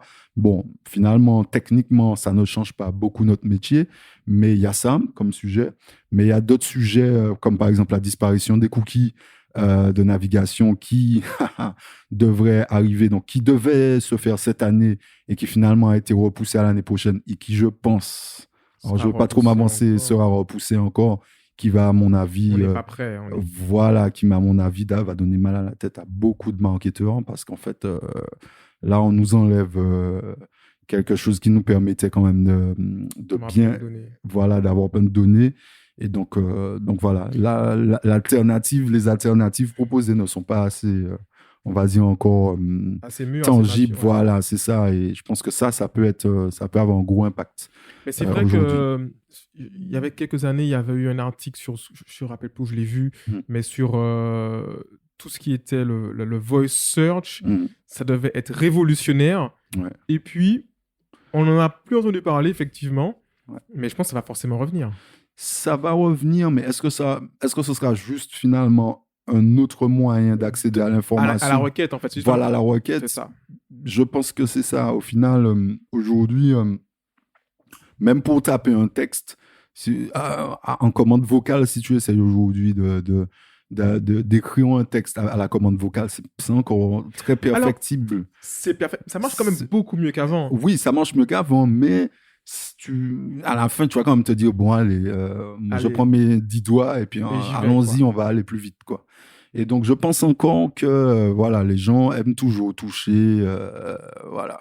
Donc, de toute façon, la voix, c'est juste un autre périphérique, entre guillemets, de saisie de la requête. C'est ça. Après, la requête qui sera faite derrière, elle sera toujours la même. C'est ça.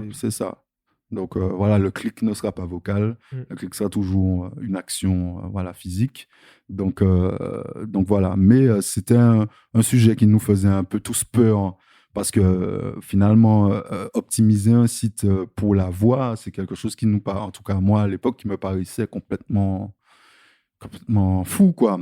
Et donc, je me rends compte, ça m'a rassuré de voir avec le temps, finalement. Voilà. Donc ça, c'est ce concept quand même qui va venir quand même. Quand on voit l'impact de Siri, c'est une marque. Quand on regarde aux États-Unis, moi qui suis pas mal la NBA, le basket américain, on voit bien, il y a de la publicité pour Siri, quoi, tout simplement. Donc, on voit quand même que l'usage est quand même répandu aux États-Unis. Et j'ai tendance à dire que, bon, ils influencent quand même une grosse partie de nos usages, même jusqu'à la Martinique, enfin, dans le monde entier. Donc, à mon avis, voilà, je pense qu'aujourd'hui, on envoie déjà des audios WhatsApp. Juste avant d'envoyer des audios WhatsApp, on faisait un peu... Moi, j'utilisais l'audio pour taper le message à ma place, même si ce n'était pas parfait, mais quand on est occupé. Donc voilà, la voix va arriver. Donc voilà. Et la disparition des cookies, ça pour l'analyse, voilà, comme je disais, c'est des sujets qui vont être très sensibles et sur lesquels il va falloir vraiment suivre ce qui se passe et se former réellement parce que voilà, là il va rester que les données un peu récoltées sur Analytics et voilà, il va falloir pouvoir les faire parler, les catégoriser, les segmenter. Donc, ce sera une autre, entre guillemets, ce sera une autre histoire, quoi, à mon avis. Donc ça, j'espère que ce sera repoussé en 2030. Bon, parfait, voilà, c'est ce que je vois. On vous tiendra au courant, en tout cas. On arrive un petit peu au bout de ce podcast, en tout cas, que moi j'ai trouvé passionnant, que vous aussi, vous avez beaucoup apprécié. Pascal, dis-moi, où est-ce qu'on peut te joindre ? Alors, eh bien, on peut me joindre sur LinkedIn, hein, Pascal Omer sur LinkedIn. Simplement, c'est vrai que j'ai pas encore beaucoup investi dans le personal branding, tu vois, c'est un peu l'un de mes points faibles. Donc voilà, effectivement, c'est quelque chose sur lequel je vais essayer de bosser un petit peu plus dans le futur. Donc voilà, c'est essentiellement sur LinkedIn qu'on peut me joindre, quoi. Super. Aujourd'hui. En tout cas, tu as apprécié le moment. Carrément. Voilà, pour moi, c'est une évolution, on va dire, positive. C'est vrai qu'il n'y a personne d'autre qui fait ça. Et puis, même si on a toujours peur un petit peu de saouler les gens avec ces sujets techniques, ça veut aussi dire finalement qu'il y a une audience, qu'il y a des gens aussi qui s'intéressent à ces sujets-là. Donc, on se sent un peu moins seul, quoi. Donc, c'est super, quoi. Moi, pour le coup, là, je commence à avoir de plus en plus de retours de personnes qui vont écouter, de personnes qui sont expertes ou pas du tout. Enfin, experts, je dis en tout cas, qui connaissent un petit peu de loin ou de près le digital. Et en tout cas, les retours sont positifs. On arrive à vulgariser ce qu'on fait. Et on va continuer ainsi. Et puis voilà. En tout cas, n'hésitez pas. Je vous mettrai toutes les informations dans le podcast, en description du lien. Donnez-nous du feedback. C'est ce qui est vachement important pour moi, pour améliorer les choses. Et puis voilà, ajoutez-nous sur les réseaux, partagez, faites-nous kiffer. En tout cas, merci beaucoup à tous ceux qui ont écouté. Et à très vite pour la prochaine. Merci beaucoup. Au revoir. Merci, au revoir. Merci d'avoir écouté l'intégralité de notre podcast. Si vous avez apprécié, n'hésitez pas à partager et encore partager. Mettez-nous 5 étoiles sur vos plateformes préférées pour qu'on puisse continuer à gagner en visibilité. Si vous n'avez pas apprécié, partagez-le quand même. Et surtout, faites-nous des feedbacks en DM sur Instagram. Si vous avez des besoins ou des questions liées au e-commerce ou au digital, n'hésitez pas à nous contacter sur hello, HELLO, @idiosa.com. Rejoignez notre communauté sur Facebook, Twitter ou Instagram. Merci encore de me suivre et à très vite.